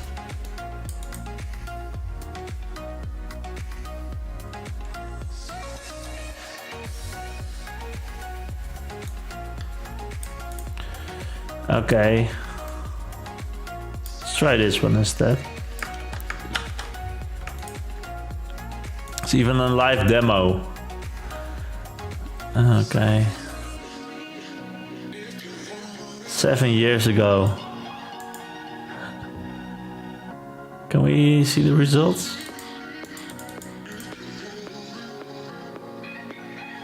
B, C, B. Okay, so it's the replaced except the quotes. Yeah, that's what we want as well. So let's test it out then. Yeah, it's sort of different, but we want to have more than one match. 4 steps. We want to have more matches. Could be anything. There's only one match. Yeah, there's some explanations here. That's pretty nice, but okay, so this is a group. This is the quote. This would match a signal character not present. Not present. That's not this one. So any character will be in this group. Will be matched. Or A. So this is an or statement. Or this or this. So any group. And this is 1 or more. 0 or more. So will it match this? I think it will. Yeah, so it will match this in group 1. And this will be group 2, something. And then you just use these groups as output. Yeah, it's a bit weird, this regex. I think we have to create our own version of it. We have some examples now, but it's sort of complicated. So we have this new line and we want to detect it and maybe group it or something. Now we have multiple matches. Match 1, group 1. Nice. So we have groups. And it works with these characters. Yeah, we'll do another clock. We'll do another clock. So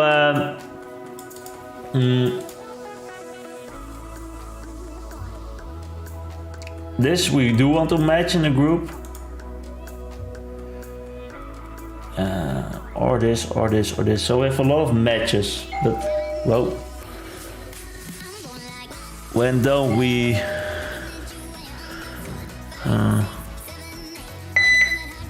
Sorry for that. I have the doorbell next to me.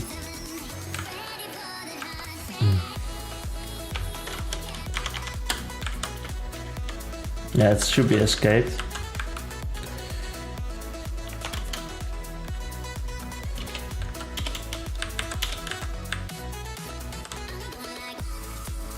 So we can do 2 matches. Maybe.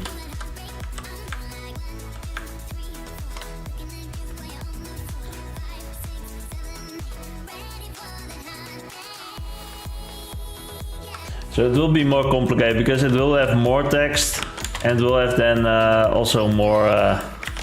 This is sort of the case that we want to support with regex. So text, regex text. And want to detect the new lines that are not in this. So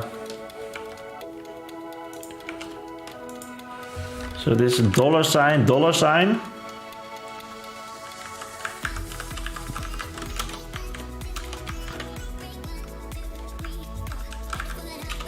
Dot.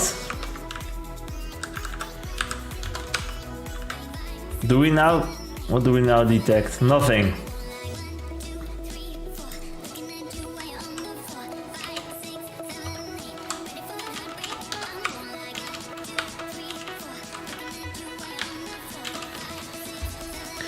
Because it has like this new line. What's the deal?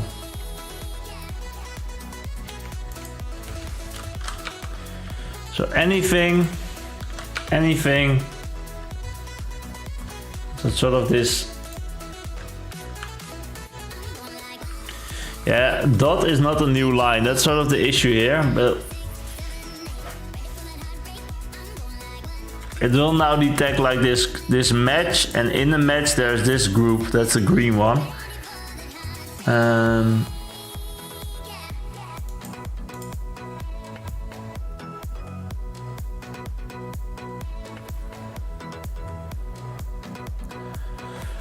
Maybe make 2 groups or something.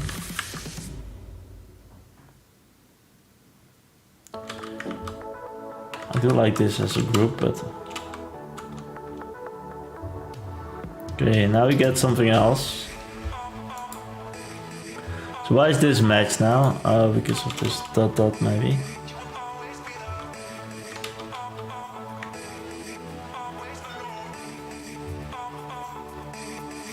So start at this dollar sign, but also should end at the dollar sign. Okay, now we match this, I think. Now we just match the dollar sign. We have multiple matches now. And the matches are...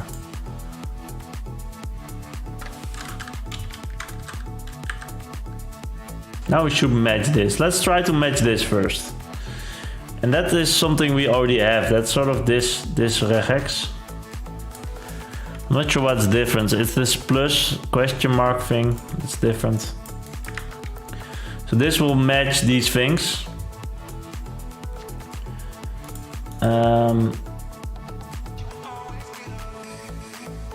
Maybe we should do not here. Can we do that? Not? That's this, where is it? This one, I think.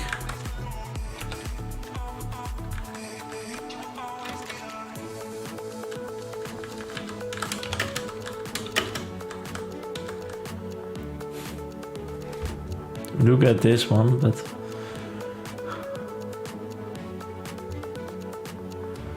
does not match.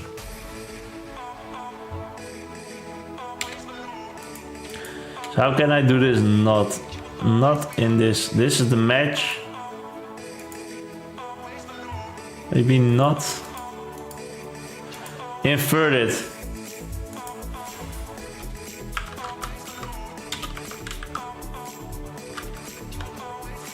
No. Only match it. What was this? Not. Maybe this is sort of the... not present in the set. It's been a while since I wrote this. Sort of this then.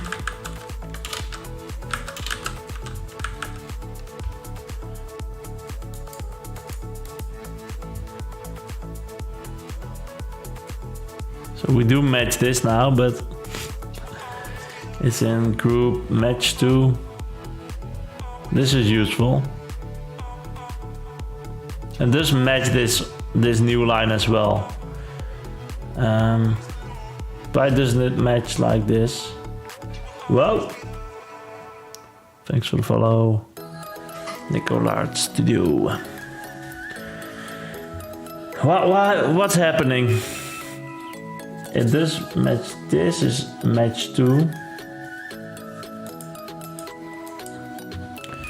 Feels like this is not the right code.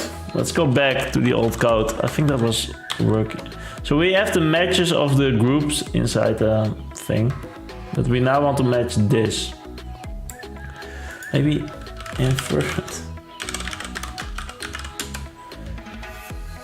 So how are you today? We can chat a bit. You're in a studio. Oh, I have to not do it like that, I think. Oh, it's okay. I will check you out real quick. Do you have a stream? It feels like your name you have like a stream or something. Yeah. Nice. Hey, I'm just checking you out real quick. If I can get a shout out or something. Yeah, I'm doing fine. We're making some nice features, and we discovered a bug with this regex and we tried to fix it. But once you're into regex, it's sort of a time waste. Okay, you're sometimes. Do you develop as well? What's the studio? It feels like it's sort of a company name or a studio thing. Welcome. Yeah. Okay, artist, nice. What sort of art do you make? From Serbia. Okay. Is that something I should furry artist? Like the not suitable for work kind? Or are there other furry aspects to the artist I don't know about? I wanna... Is it safe to show the art on stream or not? That's sort of the... Without getting banned. Does it follow the kids guidelines? So, yeah. Nice. So you're doing this professionally or more as a hobby art? I think it's a bit difficult to make money out of it or something, right? That's my stereotype, which I have.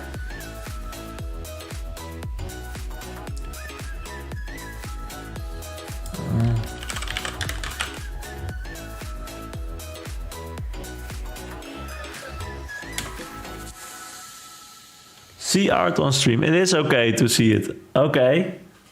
It is suitable for PBO. Is it in... Can I just Google I am... What's the name of the art? How do I find it? I'll do it off screen first.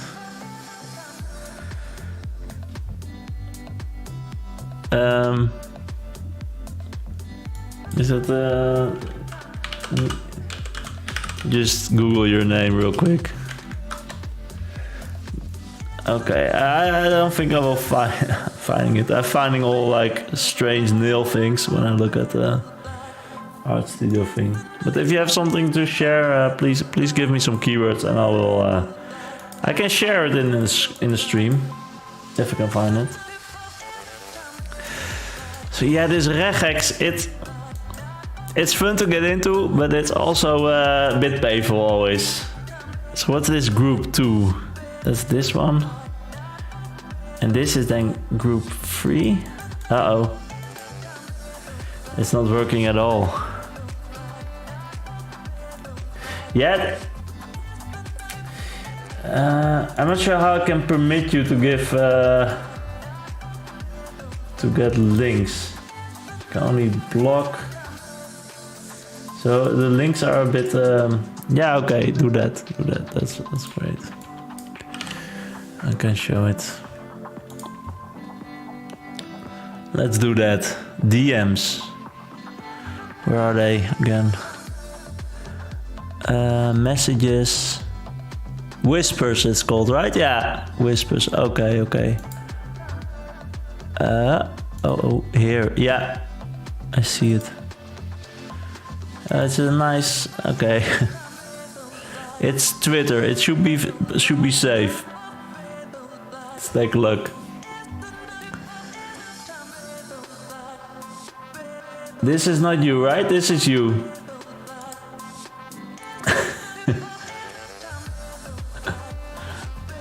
Okay. I'm not really in the furry art space, but this is Tina. Okay. A wolf demon. She likes some pizza. She doesn't like kiwis. Okay. And you're making a game or something? With Tina? Okay, you have a website. I'll check out your website real quick. Give a shout out. Transfer female. I am furry artist. Aka furry Serbian. Okay, so check it out. If you're into furry art. It's 90 levels. There's some links. Yeah, I'm a bit afraid to click them, to be honest. I don't want to be banned. So I'll do it off screen a little bit. I saw another one. Cool. Yeah. Furry. It's a thing. Is there like a big furry art space? That's also yours, right? Featured gallery. Yeah. Nice. Good luck with the artist I think you just started, right? By the looks of it. Don't have 2 pictures. Okay. This name. Yeah, I'm not. I only know that there's this adult section with furry people, and they're a bit crazy. That's what I know. They have all these conferences like that, right? Something like that. But yeah, I don't really understand furry, to be honest. But yeah, it's a thing. It's a thing. So power to everybody that's doing its own thing. You know, I don't judge. Everybody can do its own thing. That's great. Yeah, in my mind I have people dressed up as cats and stuff like that, doing cat things. It's a bit strange, you know. But yeah, it could be fun maybe. It could be fun. I never tried it. So, but just respect everybody. The Brave browser. Okay. Is it any good? I heard something about it, I think, but yeah, let's just look it up. Brave browser, why not? It's from, yeah, I heard some things about this. DuckDuckGo, okay. No, it's not made by them, right? Yeah, I'm completely in this ecosystem of Google. They know everything about me. It's not a good reason not to go with the privacy things, but yeah, it's super okay. I do block like most of these cookies with these Chrome extensions. That's what I do. Well, I am doing. But they're blocked by default. Tor by default. Okay, yeah.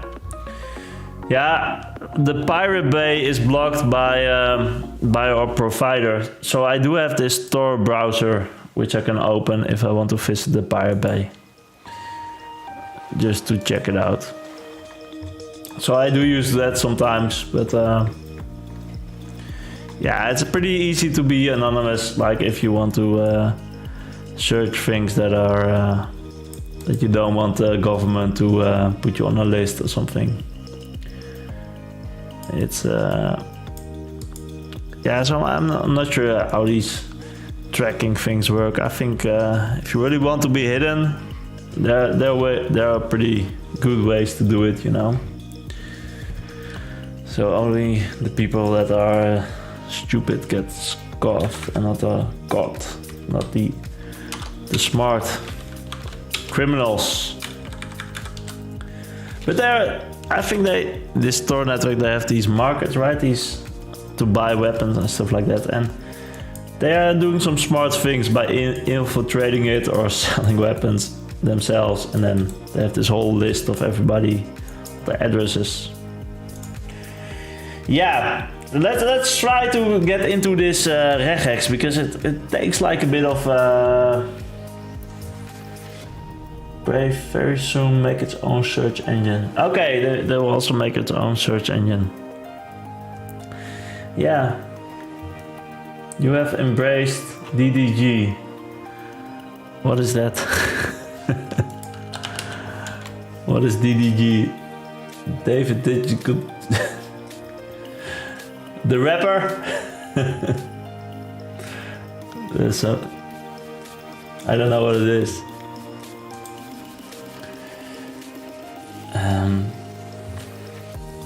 They should, if you can make like a good interface around, there's some interface, but you still have to know everything. But maybe natural language to Regex. That's like a golden idea. If you can make that, you make a lot of developers happy. Oh, DuckDuckGo, yeah. Okay, yeah. Yeah, it's nice. It's nice. But I think the search results are sometimes not really relevant, right? Google is better. So you have to sacrifice some of your UX for privacy. And I think that's also because they don't really capture all this privacy related things. It's also a bit worse because they don't do that. So I'll do regex not. What's that? Not operator. So this is not A, B, C. Negative look ahead.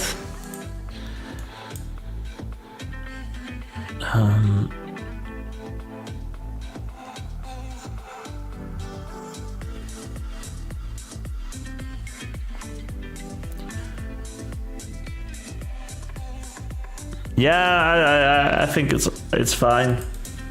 You can set the search engine to Google as well on Brave. Yeah, it's not really, but yeah. I like that. One thing I do like about Chrome is that if I use my phone, for example, it remembers the history. Those sort of features. Not preceded.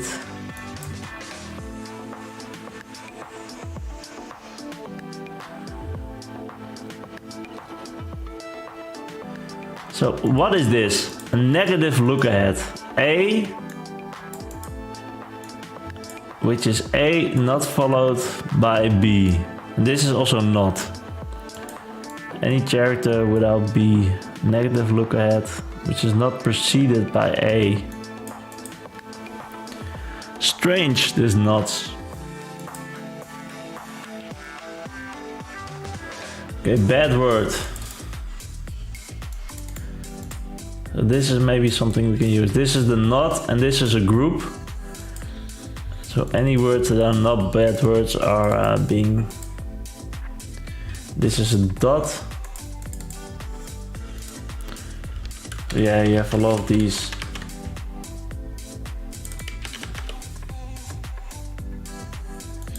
This is match now. Ah, yeah, because it's a dollar sign. Okay.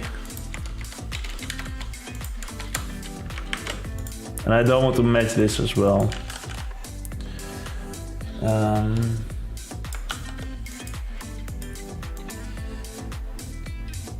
Maybe there's something going on here. Let's test it out. This dot should also be this new line.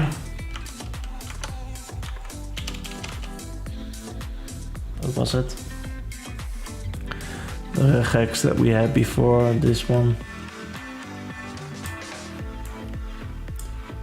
This group. Okay. So we're using like separate things, but yeah, maybe I'm a bit stuck here, to be honest. We have to focus a bit more. We have to focus on the regex. This example is not working. Why? Because we need to match multiple.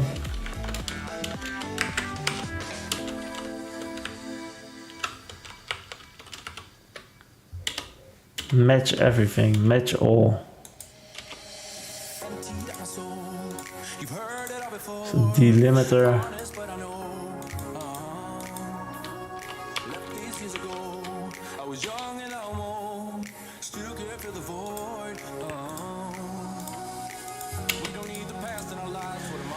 I'm just happy that Internet Explorer is retired, finally. And so we definitely don't have to support that anymore.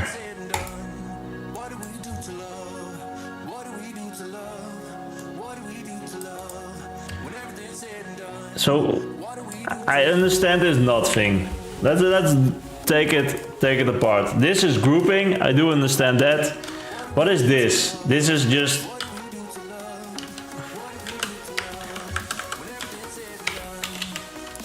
what is this again? This is not a group, character class. Match any character. So this is per character. You can sort of do it like this and it will match anything. So if you do ABC, it will match it because it matches these characters. So if we want to match dollar signs, we can sort of do it like this. Now we match two dollar signs. That's just normal regex. This should be, yeah, dollar sign should be escaped. Now we match them, hopefully. Yeah, no. No match. Ah, there was a space here. Okay, so now we match this. But we don't want to match this.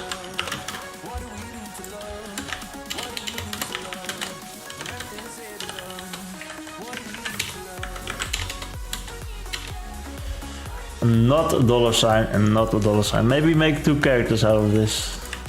Yeah, now it matches everything. Any two characters.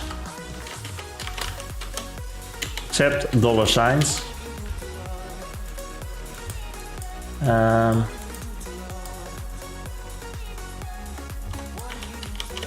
Will this match? No.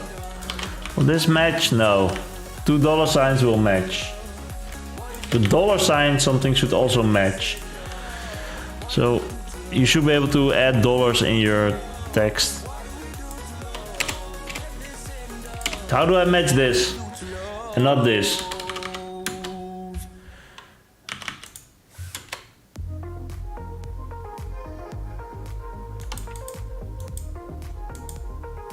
That's only...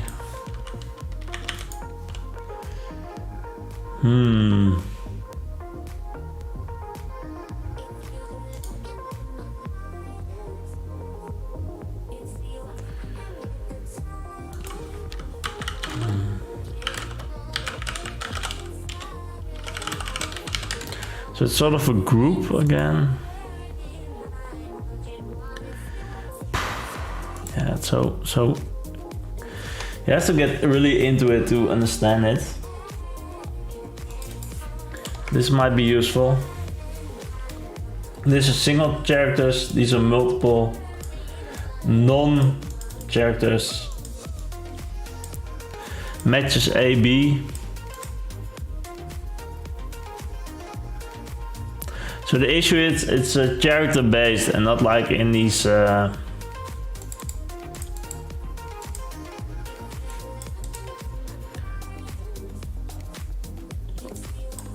sort of want to do this, not AB or something.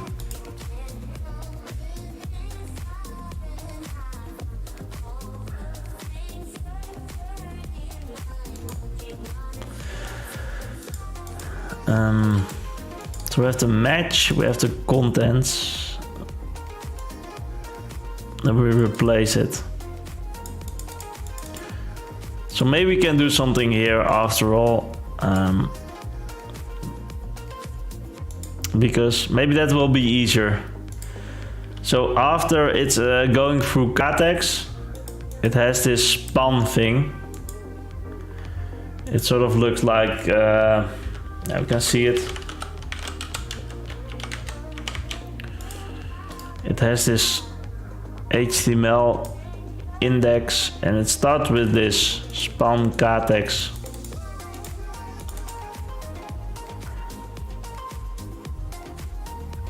So if we add some text here, test, it will just display it as test, BR, BR, and then Catex.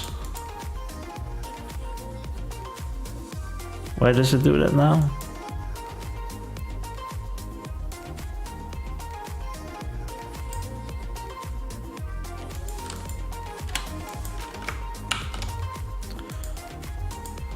That's a bit strange that this works now.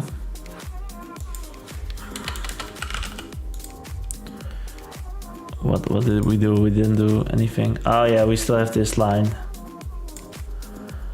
But the issue is if we use that line, then if we add enters here, the BS will be added here as well.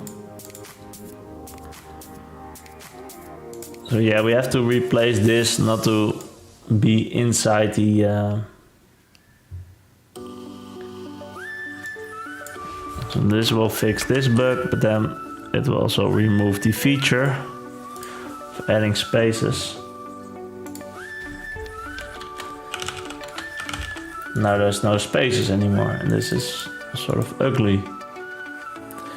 You can say, why not use a WYSIWYG editor? And you have a point, but we want to use Catex and want to do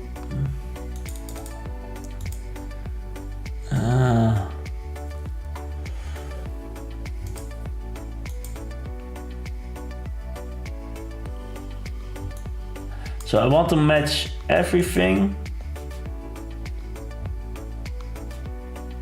before the Catex, between the Catex, and after the Catex. So before, between, and after.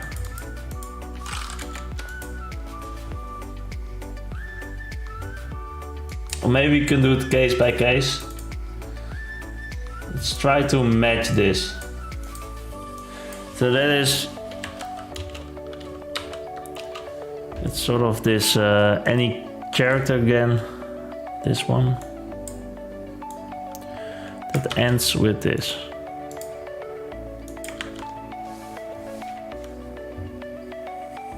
I think this Regex editor is not that great. Maybe use this one again. I think that's a bit better. I feel like this is not responding to my queries that well. Okay, so we have this any group. Yeah. Oh, this is okay. Anything before the Catex.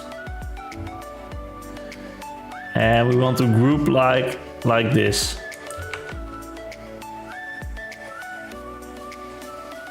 So this is a group including the thing, but not the group 2 is this one. Okay. 1, 2, 3. 1, 2, 3. Yeah, I think group 1 is okay now. And group 2 we can ignore it. That's sort of this part. So this is the before case. I just want to put it somewhere. It's the before case. Then the between case.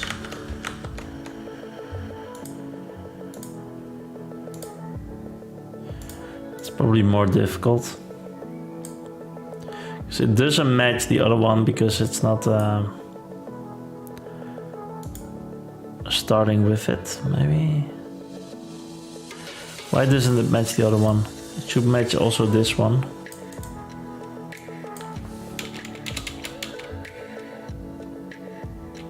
Ah, it's the shortest. So yeah, if we do it like this, it will match the longest.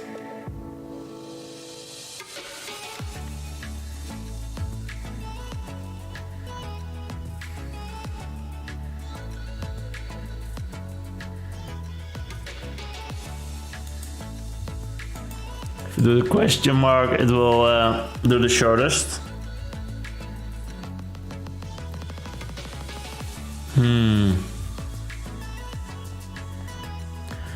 And we then want to do this one.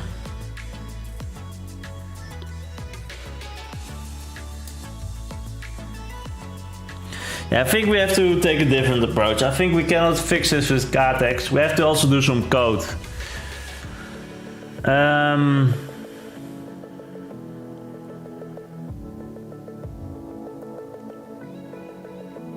So we put this back, but maybe we can do like some other thing. So here we replace it, that's okay.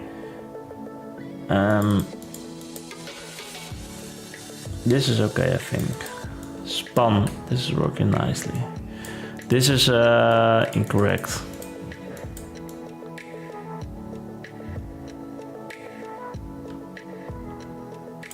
So in the old version I added these B errors manually.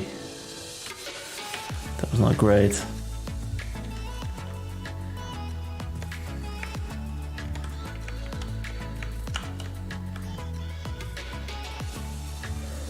Yeah. I think we probably have to do it with Catex. We can maybe have like a positioning.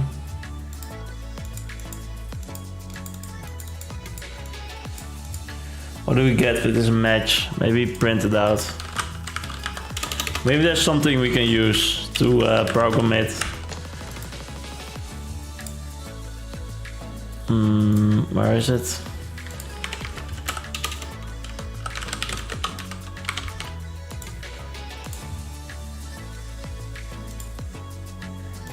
So this is the match. It's line 11, that's correct. Yes, yeah. So there's just the match, and the contents is indeed the group.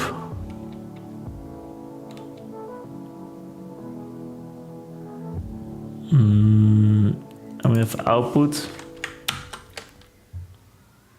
Here we replace it. You and me stuck on the ocean now. Nothing but waves in this feeling in. I wanna dry up, but you just keep on going, don't you? I don't even know how we got here. Yeah, I am having a bit of trouble taking the next step. I feel like we could do it with Regex. It will be like a pretty badass Regex statement. We don't have to drift inside this dome. I will not let us fade away. Yeah, I think. It's not a price I wanna pay, and it's not too late. No.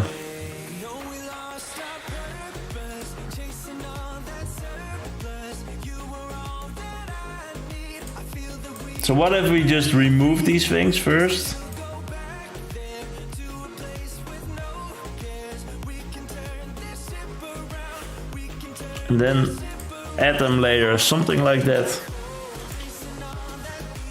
It would be nice if we could match like everything.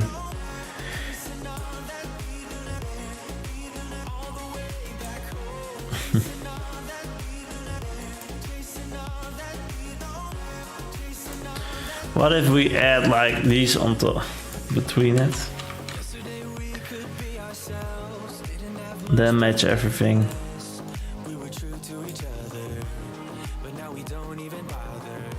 I remember you being hopeful, but the tall waves have worn us down, and slowly we are drowning. And replace it with To come with me, line breaks 180 degrees. plus these dollar signs. I will not let us fade away. It's not a price I wanna pay, and it's not too late. It's just an idea I have, so maybe test it out. It's sort of a hack, but so I'm adding, I'm changing the input to have these dollar signs.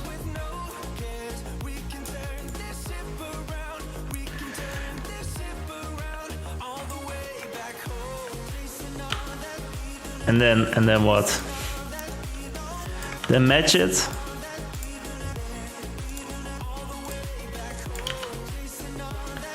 What do we get now? One match. Should have more matches. This should also be match, maybe. Maybe this should be match. This should be match. That would be awesome. Do I only get one match? Because of this again. No. Yeah, I'm not sure if these matches are like complete.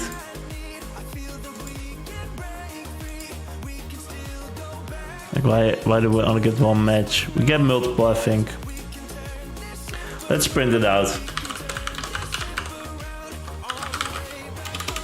Let's print a match. And we can test it a bit. We need to test. We cannot really do this with logic.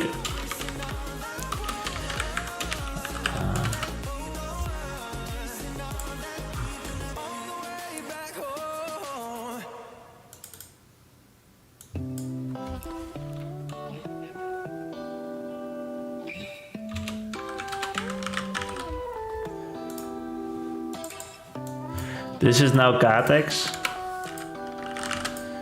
And this is non-Catex. So it's sort of the other way around that we do it. And if there's no Catex, it will be Catex. I like it. I think that's sort of the big idea. So I will just comment this out for now. And instead of doing this, I'll match everything, and I want to return the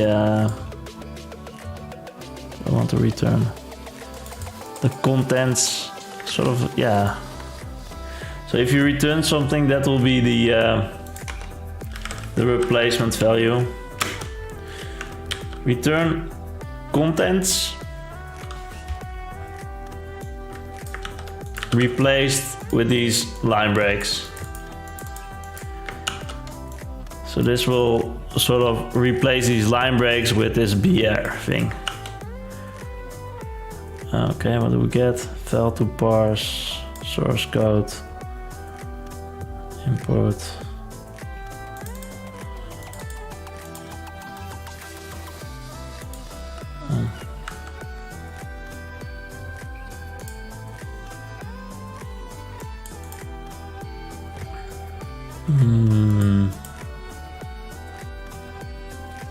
What's happening?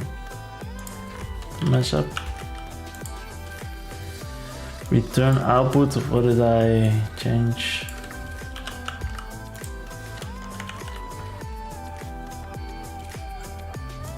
Oh, this one. Didn't close this function. So what I want to do here is I need to replace this. Let's see how it works now.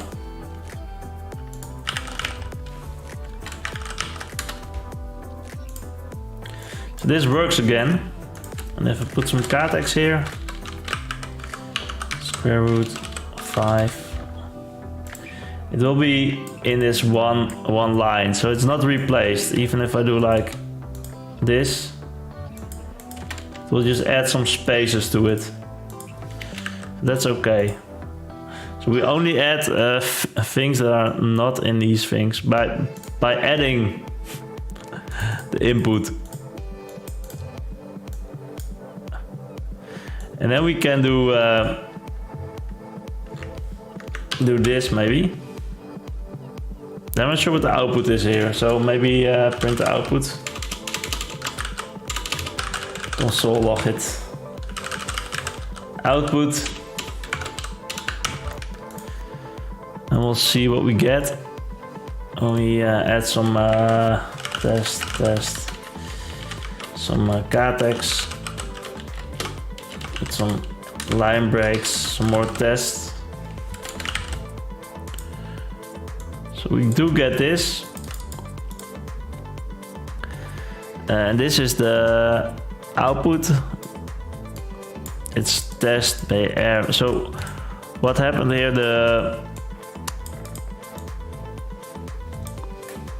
the dollar signs are gone.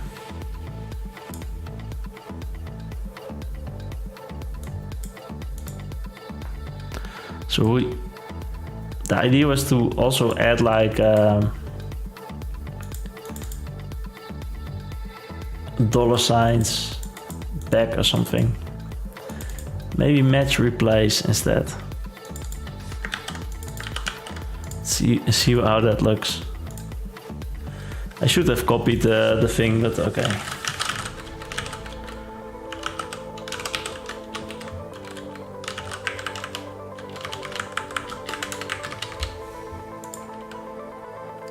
Now it's all Catex again, because we just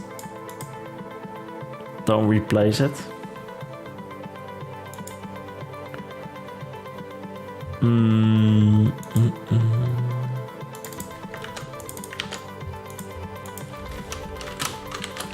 What about this?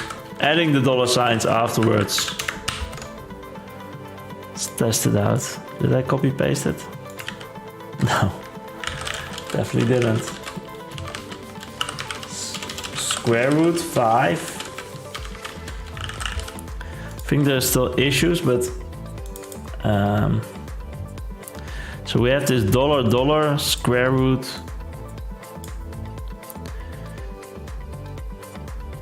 and then the end it matches it again. So it doesn't match this, but then it will match this again. And it will put brackets on it. I think we're close, but yeah, it's a break time. It's a break time, but yeah, we're so close. It's sort of it's sort of close, I think.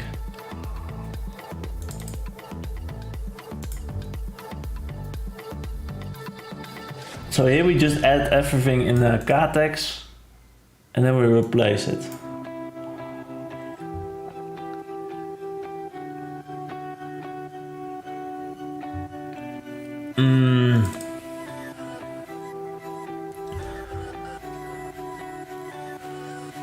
So maybe before we replace it, what we have to do first is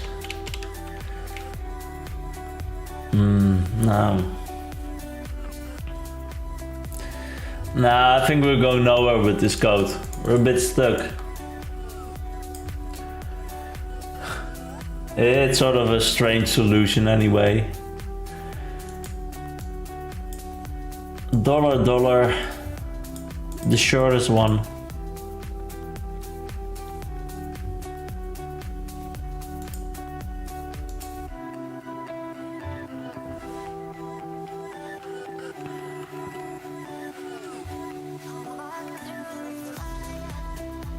I like this one better. Replace everything.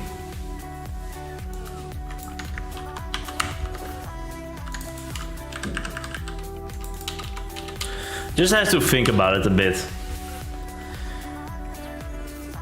So let's go back to the drawing table. We have this regex.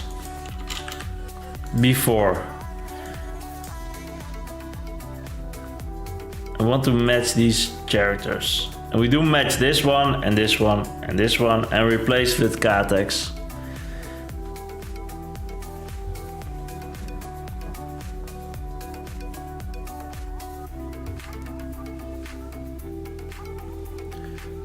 And that's a sort of HTML. So maybe regex, not HTML.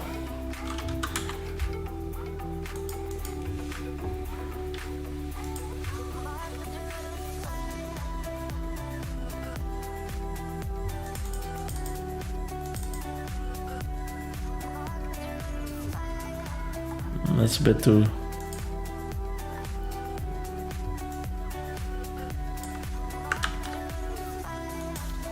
So this can be this span something.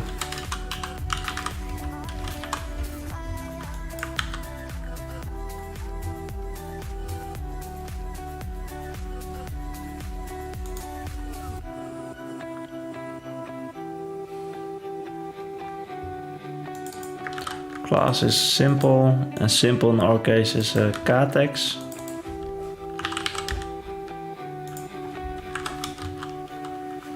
Class is Catex. Will it do anything? Pattern error. Okay. What's this then?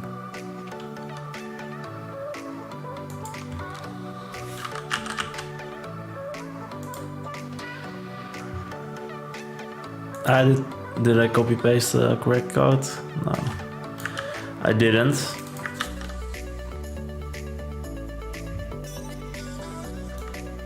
So this is the HTML.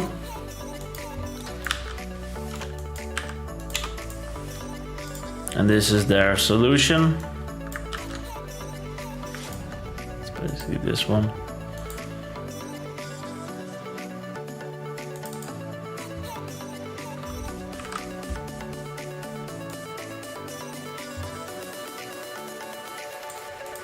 doesn't match this. That's what we want, I guess. This only should be our thing.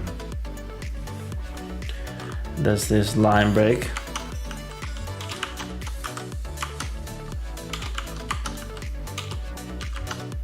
Not sure about it, but this is matching this. This is not matching this. Yeah, I think we have it. I'm not sure how it works, but I don't care too much. If it works, it works. In this case, so we can then replace it with this nice. We can sort of try to understand it maybe, but also not do that.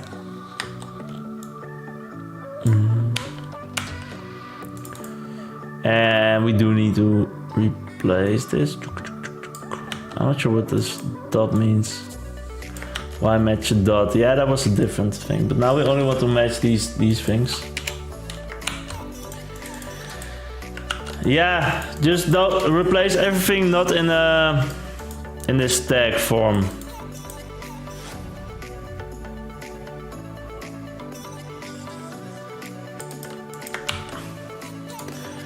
I can live with that if it works. Let's see.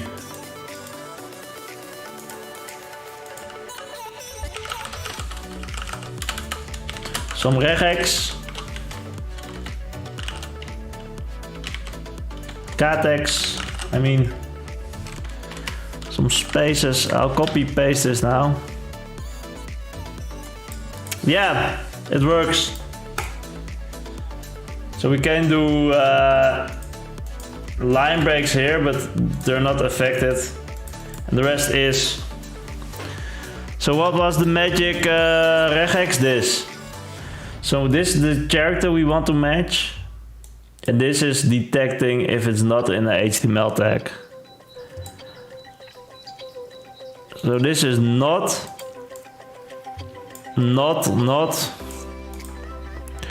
I don't understand this at all.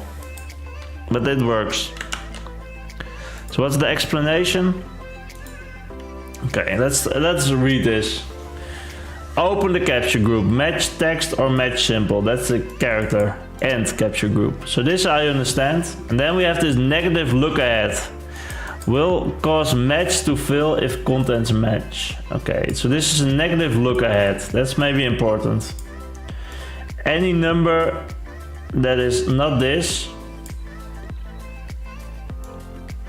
and this one, or any number that's non this and non this, and the characters this and this, and that's the end of the. So this is a negative look ahead. Probably need to learn this.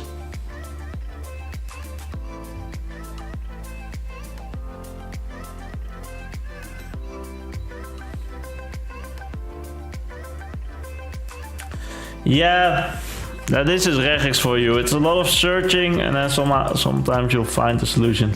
So this is a negative look ahead, not this, and then this, and this is one or more. Nah, these are great. Up this? No, I have to log in. I don't have an account, I think. This is great. But yeah, you have to sort of spend like days getting into it to understand it. This negative look ahead. We can try to learn it, but not now. It works, so let's continue with the form. How much time do we have? Yeah, we'll take like a quick breaky. Should I do it? Yeah, maybe not. Maybe we'll just continue. Yeah, this regex, it's great, but it's also frustrating at times. Definitely worth learning this if you're into programming. Learn how to do regex, and your life will be easy. And you can really practice on this because there's so many of these weird issues. But yeah, at least we fixed it now, hopefully. Okay, so what were we doing before this? this form. Yeah, so we have this open activity, create an activity, select the learning goal. Then we have this form, and here we can do the regex thing, and then we discovered the bug and we had to fix it because it was created by our previous fix. We changed a little bit of styling. I want to. This button is not great, I think. We use this button size. So these buttons, nieuwe vraag, nieuw antwoord. You can sort of add like questions, quizzes, interactive questions, quizzes, anything. And this, yeah, we probably will refactor this one more time later, but this remove answer button, maybe not that great as well.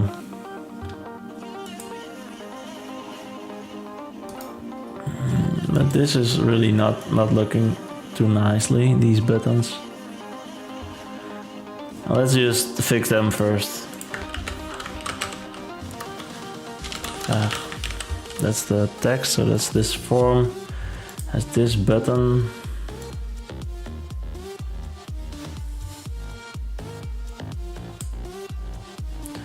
I think that has to do with this grid or something, space X. Don't think it's the classes, but maybe it is. So yeah, this one's also one. Update preview. That one is okay. So I just copy paste that in this one. Is there a difference?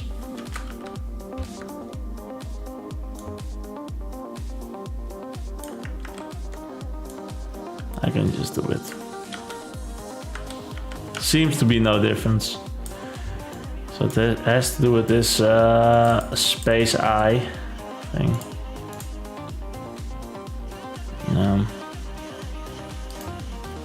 So there are tabs, and in the tabs we have these buttons. Just because there's space I.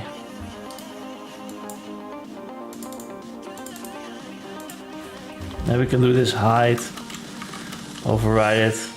Yeah, we can override it. Try to do that. Give the top, margin top of 2. Yeah, so that's better. Is it the same? Sort of the same. Can be a little bit less high. Yeah, we don't have to make it perfect, but this one.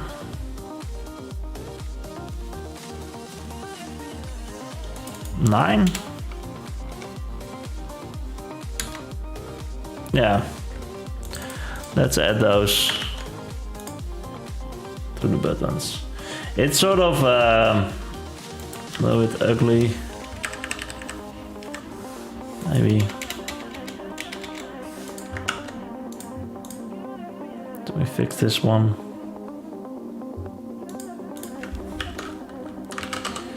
Antwoord. Let's fix that one as well. Remove quiz. Just clean it up a little bit. These buttons.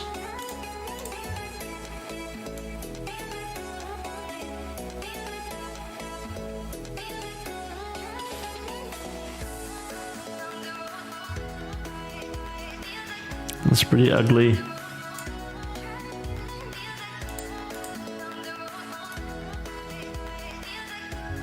Yeah. As well, you don't want to set the height like this. Maybe just add some padding or something.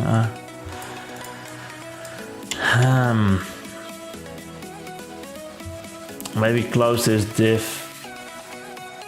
of this nav thing. Maybe move it out of the nav. It's not really navigation anyway.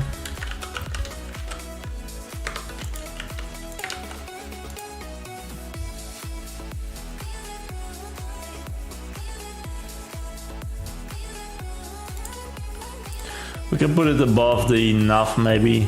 Maybe this will work.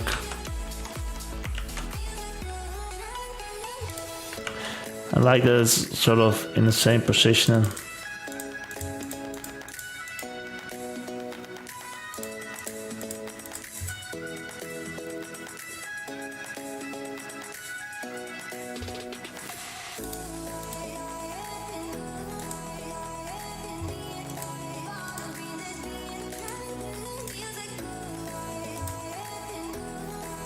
This is dialogue, which is broken.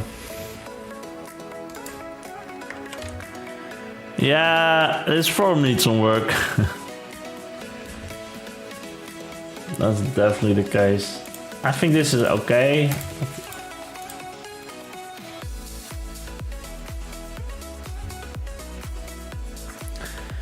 Yeah.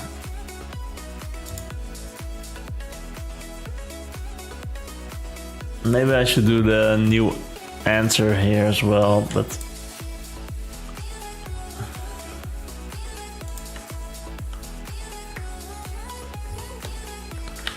we can move it on top here. Yeah, that's all these if statements. Let's just keep it like this. Why not? Why not? That's okay. Yeah. Hey, did it fix the? It is now scaling again. It wasn't before. Oh, that's strange. This looks good. We didn't change it, right? I do like this better. Top. Let's check it out if we change it. Back.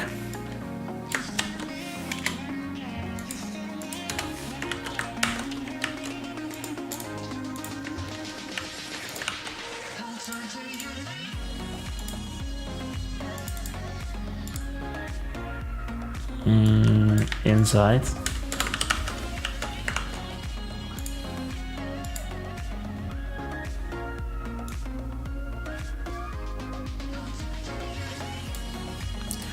Why is this not scaling? Did we remove the height? What did we do? Yeah, here we removed the height. And it looks better still. So if we remove it here, what do we get?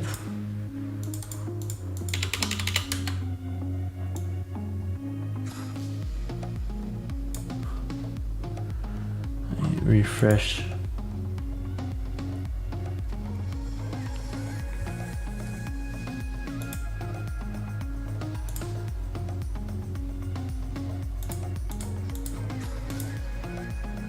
I think the margin top fixed it, didn't it?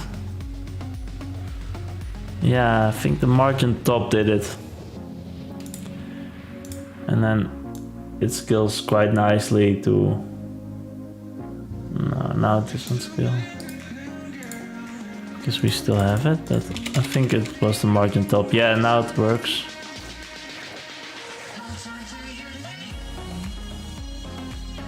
Yeah.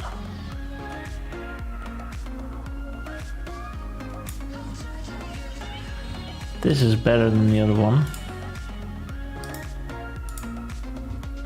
Because it has this margin bottom one. Let's add it to the rest as well.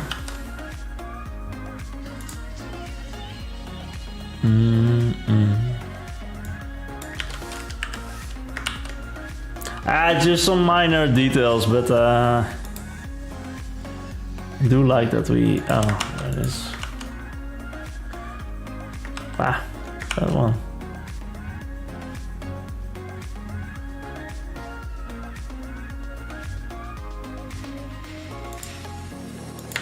It was there already, but I had some issue. Okay.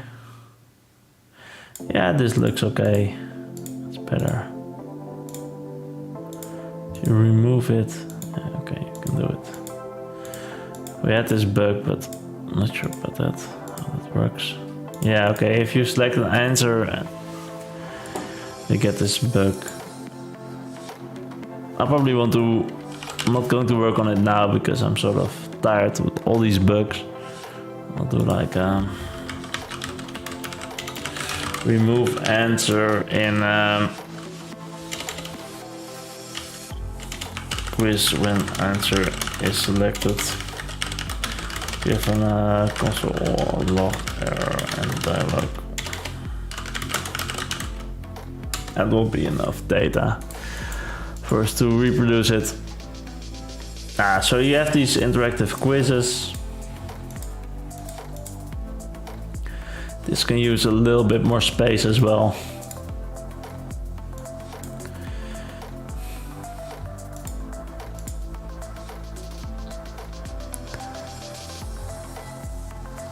I'm not sure about the tabs.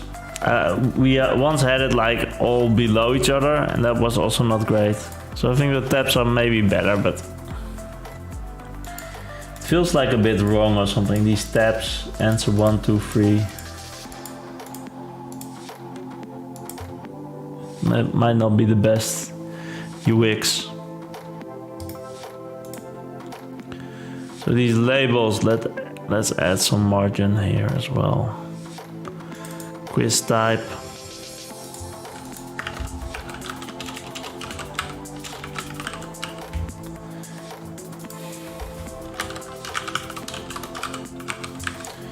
Give it a little bit of space to breathe. And same for the question.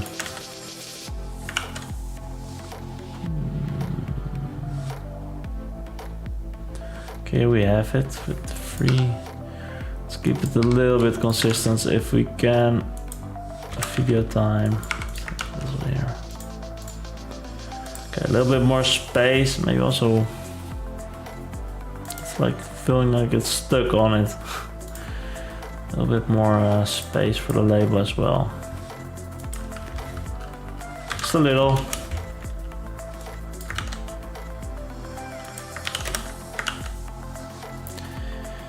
Dun, dun, dun, dun, dun, dun, dun, dun.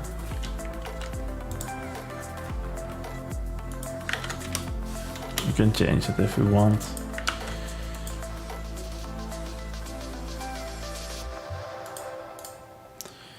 And this is better. I can still preview it.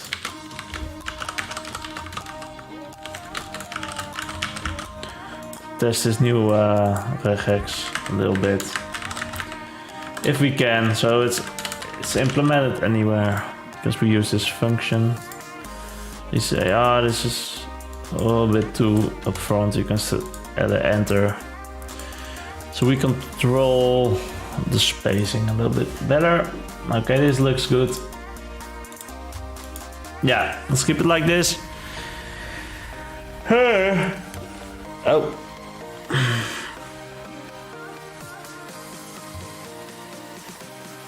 So we have the form. Yeah, it takes a little bit of time, these improvements, but I do think they are worth it. For example, this bug is it's pretty difficult to fix, but it's never easy to fix this bug. So we just spent an hour or something on it, and I think it will be worth it. UX wise, we don't run into issues. We can do anything with enters, returns. Maybe because of this. So if it's mobile, how will it look?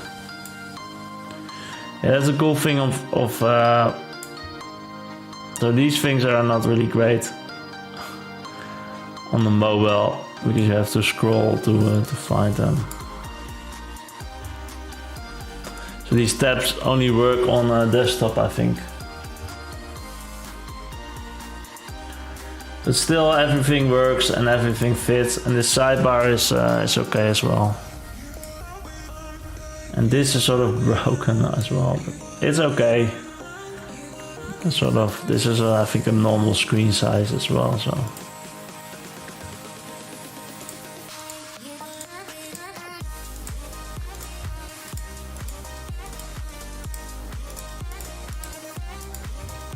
Yeah. So we have the activity form, and we have some fields here. We have the title, description, Vimeo, quizzes. But you also need the fields of the adventure. Now let's include them as well, and then we'll fix it tomorrow, everything, because well, it's almost time. We have 30 minutes left, and I'm a bit broke by this, broken by this Regex thing. I should also get a little bit more sleep.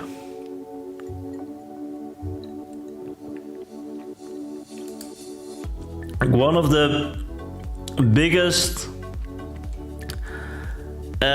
improvements you can make about teaching and learning and stuff like that is getting more sleep. That's one of the biggest interventions that have the highest effect size. So if you're struggling with learning something, the best advice is get a better night of sleep. Might also be the hardest one because you have this rhythm, but sleep is indeed underrated for teaching. So there are studies done like all these interventions, and then they had one group of people in the class sleeping more than the other one, and it had one of the most crazy effect sizes and stuff like that. So yeah, these are things that as a teacher, I'm not a teacher, but if you're a teacher, you can't really do too much with it. But you can sort of tell this fact to your group of students. Get some sleep. Don't play video games till the night or watch Champions League matches. It's underpowered. So feedback is I think one of the other great things. So getting more feedback, standing where you are, and but for the rest, science is it's not very clear. Spreading and not do everything Bing learning. Don't do that, but spread it out more. Repeat, do it, struggle, be active, not passive. Those are like the golden. Oh, sorry. Let's see if I have another. Persevere. That's your definitely. That's sort of important as well. Don't stop. Continue. Even. He has this value. Give it some meaning. So do it because you value it. Target, develop, extend, relate, rethink. So that's a snippets of wisdom indeed.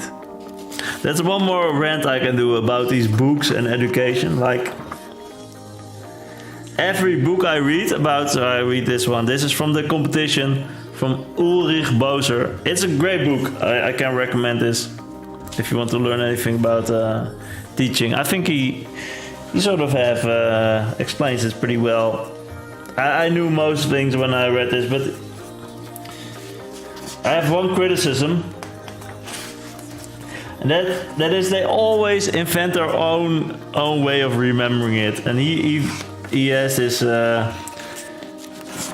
what did they say? Value, and then target, develop, extend, relate, rethink.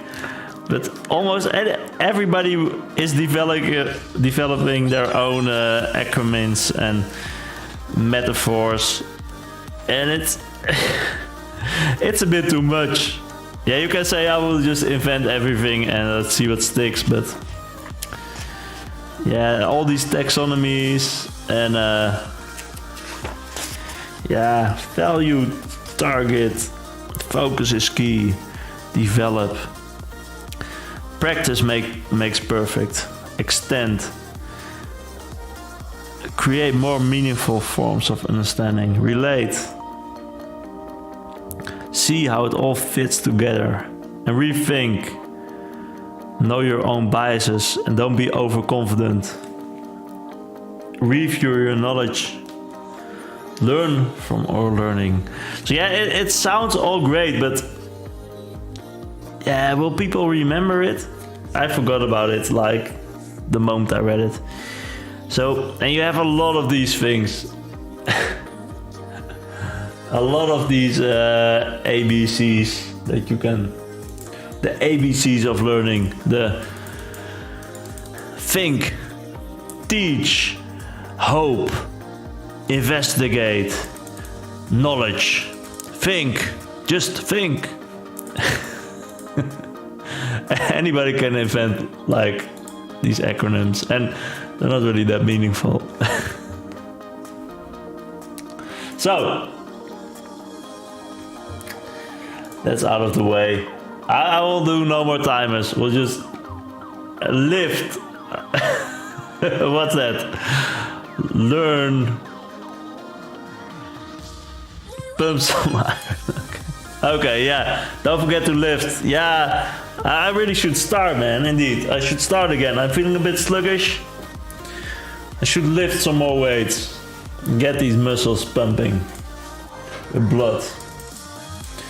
Definitely a good I am gaining, but the wrong kind of material. I'm gaining the wrong muscle mass. Gaining is not always good in my case, you know. Yeah, soccer is on again, but I'm playing some soccer, and that's really helpful. But yeah, I get these injuries and then you're stuck at the couch, you know. It doesn't help that you sit on this computer all day, you know. It doesn't help too much. Yeah. But yeah, I had a period in my life where I was really into fitness. Now, not really, but I did read this Arnold Schwarzenegger book. It was pretty convincing, to be honest. Not sure how it's called. It's pretty fun to read, to get into it. There's a whole science behind lifting weights and stretching. Yeah. But I think there was also some steroids in his case, because I think he admitted it as well. So don't do that. It's not healthy. So we have this adventure form. That's something we made like a few sprints ago. So when you... the old way of linking and doing it was when you're in a learning goal. Yeah, it shrinks your balls indeed. And you get all this erectile... yeah. It's not good indeed. You shouldn't use it. Definitely not. Want everything to keep working as long as you can. So definitely the thing. So we have this preview, and when we have this is how it used to work. You have this activity, and then you can create an adventure. But now you can, and this was sort of the adventure form. So we split it. First make the activity and then make the adventure. And we see like this activity ID, goal ID. It was pretty complicated. But this form we do want. But inside the other one, we want to combine the two and then do the preview.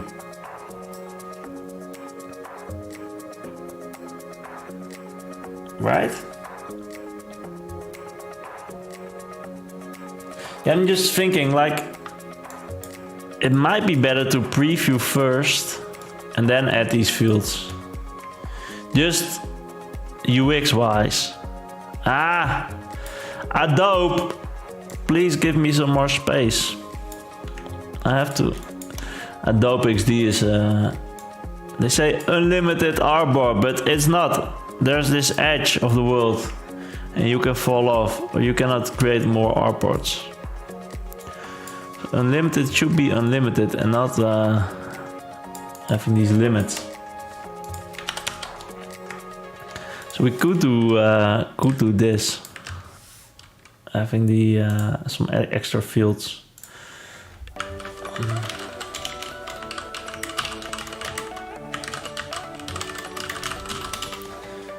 And then you have this this form like difficulty.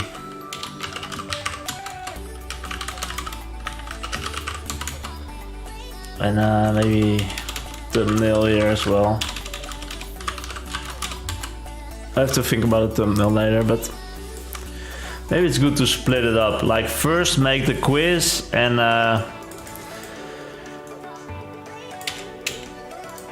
do the video and the quizzes and then preview it and go back and preview it and then think of how difficult is it.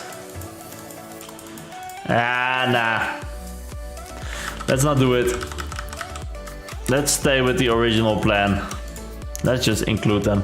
I think it's probably better to do it in front. Like what sort of difficulty do I want? That's probably helpful if you make the quizzes as well.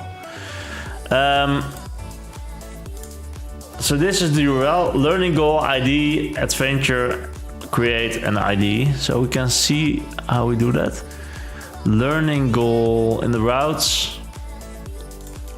Learning goal ID, create adventure ID. So it's this, I think it's the form as well.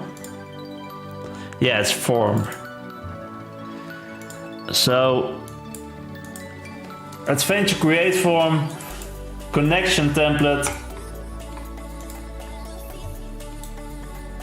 And then here we load this adventure create form with a goal and an activity.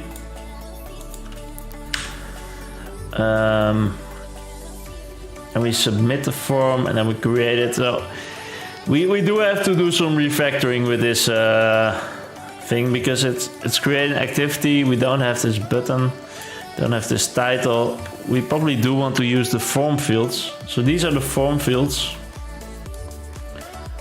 So what if we just copy paste this and put it in the activity fields? What about that?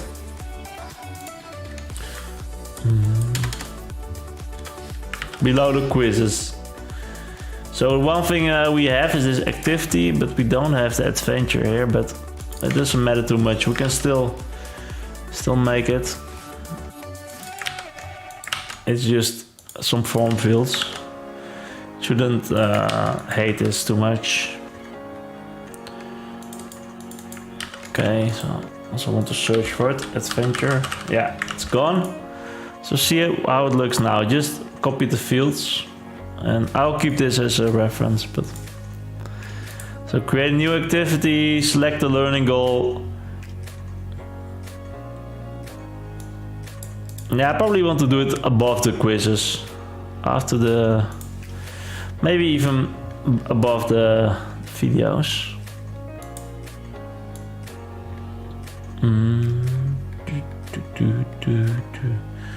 So it's pretty helpful, these form fields. It's a nice split.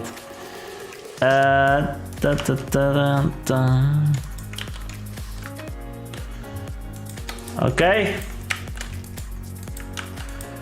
So you're really into weightlifting, right?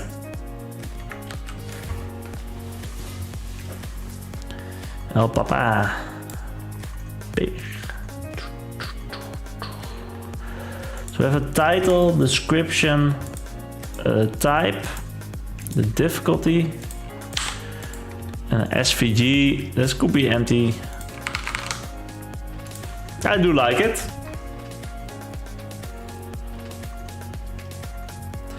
So what your every day?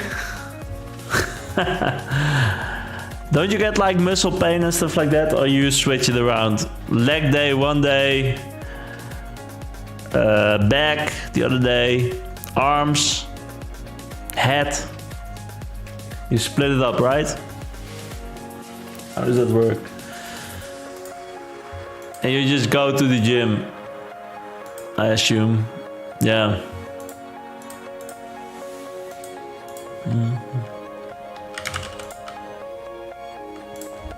Let's test it out one more time.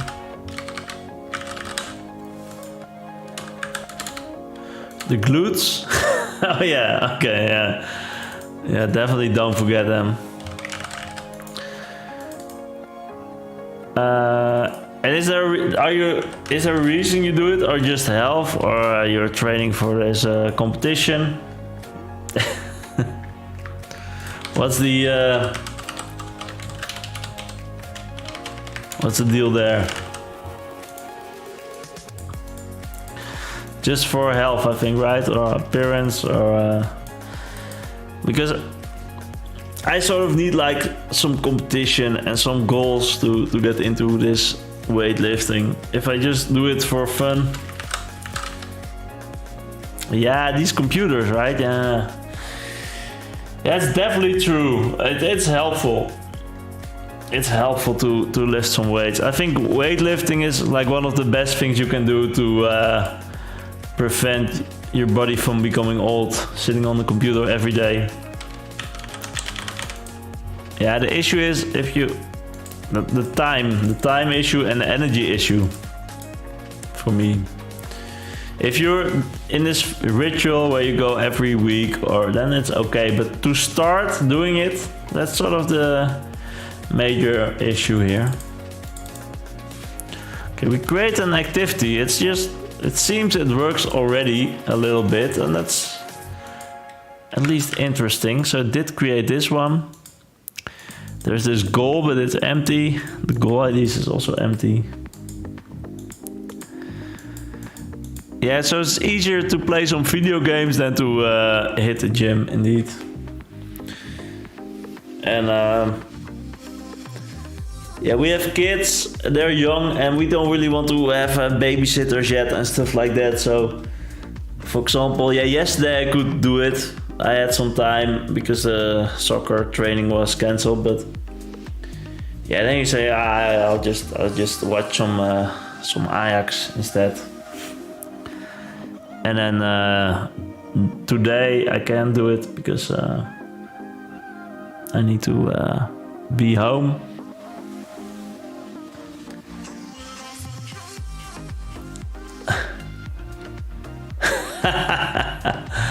"12 push-ups with 3 sets. I can do them one by one with breaks, but I will be tired." I have a whole setup here. I don't want to show you because you will motivate me maybe to do it. But I have all these weights. I can prove it. 1 sec.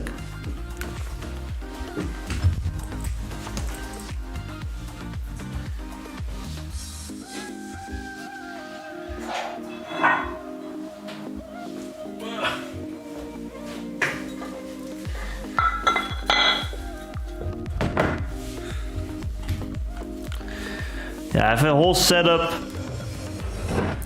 This is just like the how big is this? This is only 2 kilograms. See? And this is a whole setup I have. But it's not really installed yet. And I have to clean up my room first because I have all this mess, all these things. It's time. Definitely. It helps to have some accountability. I have this book. And your whiteboard, indeed. Yeah, I can notify every push-up. I'll do this. Yeah. Now you have a point, man. You should work out. I should work out. I even have this home trainer somewhere in this house, so I can even do some cardio if I want. It's not the lack of options. It's more the lack of doing it. You know, that's the issue. And it's yeah.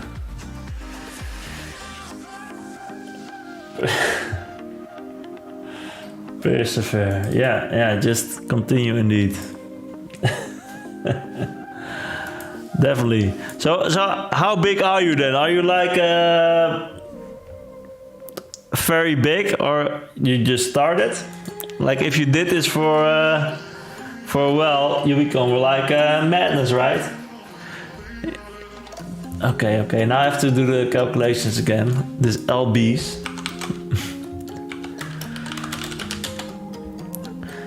Well, yeah. This is rookie numbers, right? Not if it's only muscle. Not if it's only muscle.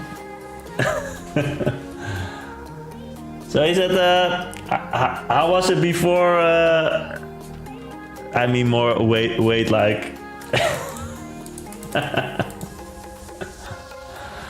Is it pure muscle? What's the fat versus muscle percentage? Do you know that? If it's full muscle, then it's pretty awesome. But in my case, it's a bit over this number, a little bit. Yeah. We can start like a fitness stream one day. Work out together, do some push-ups. Why not? Why not? Yeah, when the project is done, we'll do it. do. But yeah, you get off first. You'll yeah, nice. Yeah, we'll do a Zoom call. Everybody should be on camera and have this yoga session during the project. I do have these, how do you call it? These dumbbells thingies.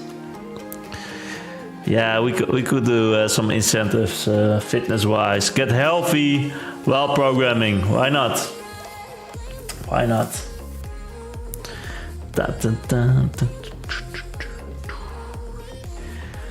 So, one of these steps should be physical training. Yeah, no, definitely. Training is important. Yeah, especially when you get older. I was always pretty active, but now I'm getting older, having a kid. There's less time, less energy, and it's even more important to then still do something. So yeah, the form works. I was a little bit surprised by that. So we have this form, and it created this activities thing. So the stream for today has ended, but tomorrow we'll sort of see how we should store it, and then when everything is complete, we'll ship it. Yeah, we have a deadline. Actually, we have 1 month and a few days. So 10th of December we'll ship it.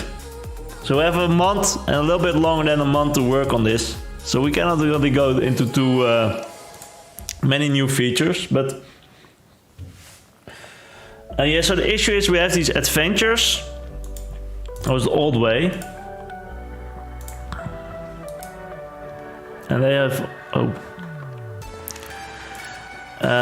they sort of have all the information as well, the same as the activity. So we can store it as an adventure. We can store it also as an activity, but then we need to do something with the goal IDs again. If it's a sub-collection, maybe sub-collection activities. But we also have this teacher profile, so potentially we could store it in this teachers collection and create like a new document. Like a profile for teacher, and in the teachers we could have adventures or activities.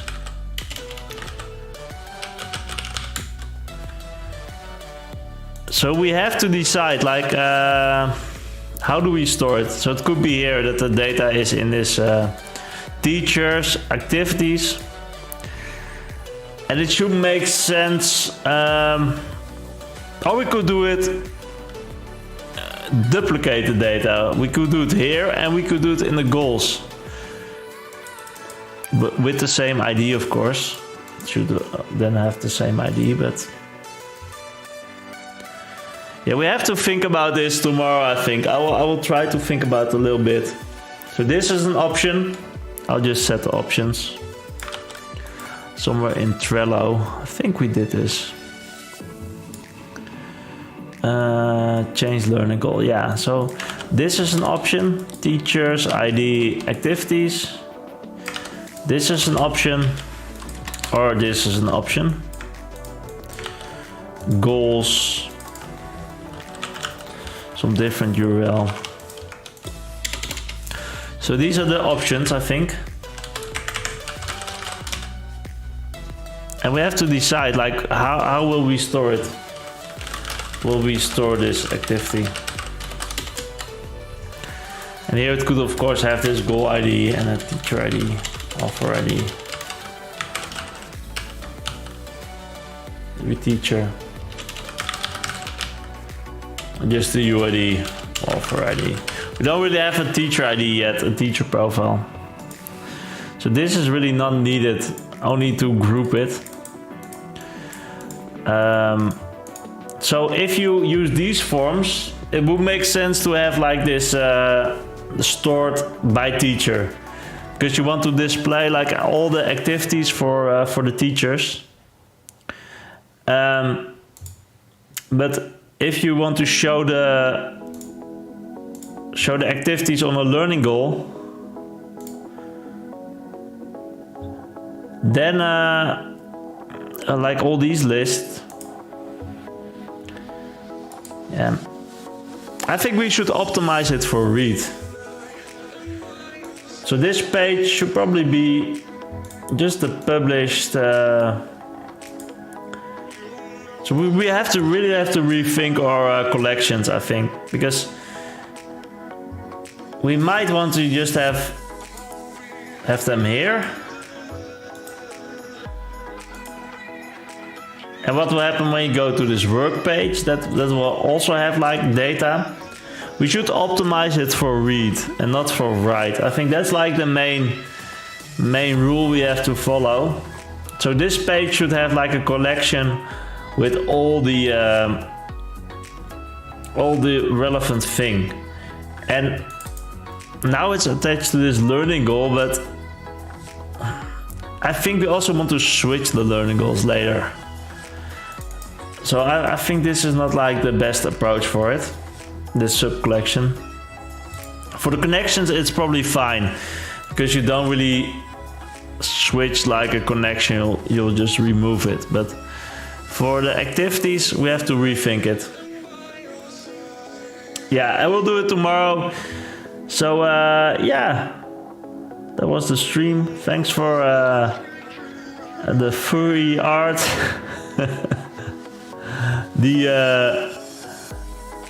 the MERN stack, MongoDB questions from the math structure. And of course, El Peppa Pig for the motivation to clean up my room and to start lifting weights again. And hopefully I'll see you next time. I will add the things to YouTube as well. We have a Discord. I'll just spam the links in Twitch. We have a Discord. We have a YouTube channel. And that's about it. I also have a blog, but that's not nielsvandermodder.com. So, but that you don't have to visit. It's fine. So thanks again. Have a nice day. See you tomorrow, and we'll fix this storage thing. We'll go deep into the Firestore collection. We'll really think about storage. I think we fixed most of the UI today. Let's do a quick recap. So we have now these sidebars are working also on mobile with these tailwind things, animations.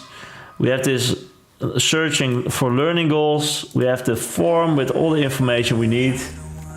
Just need to find out how to save it, and also we need the preview still. But we get there this sprint. It will be okay. We can make it, I think. So have a nice day. Hopefully see you next time.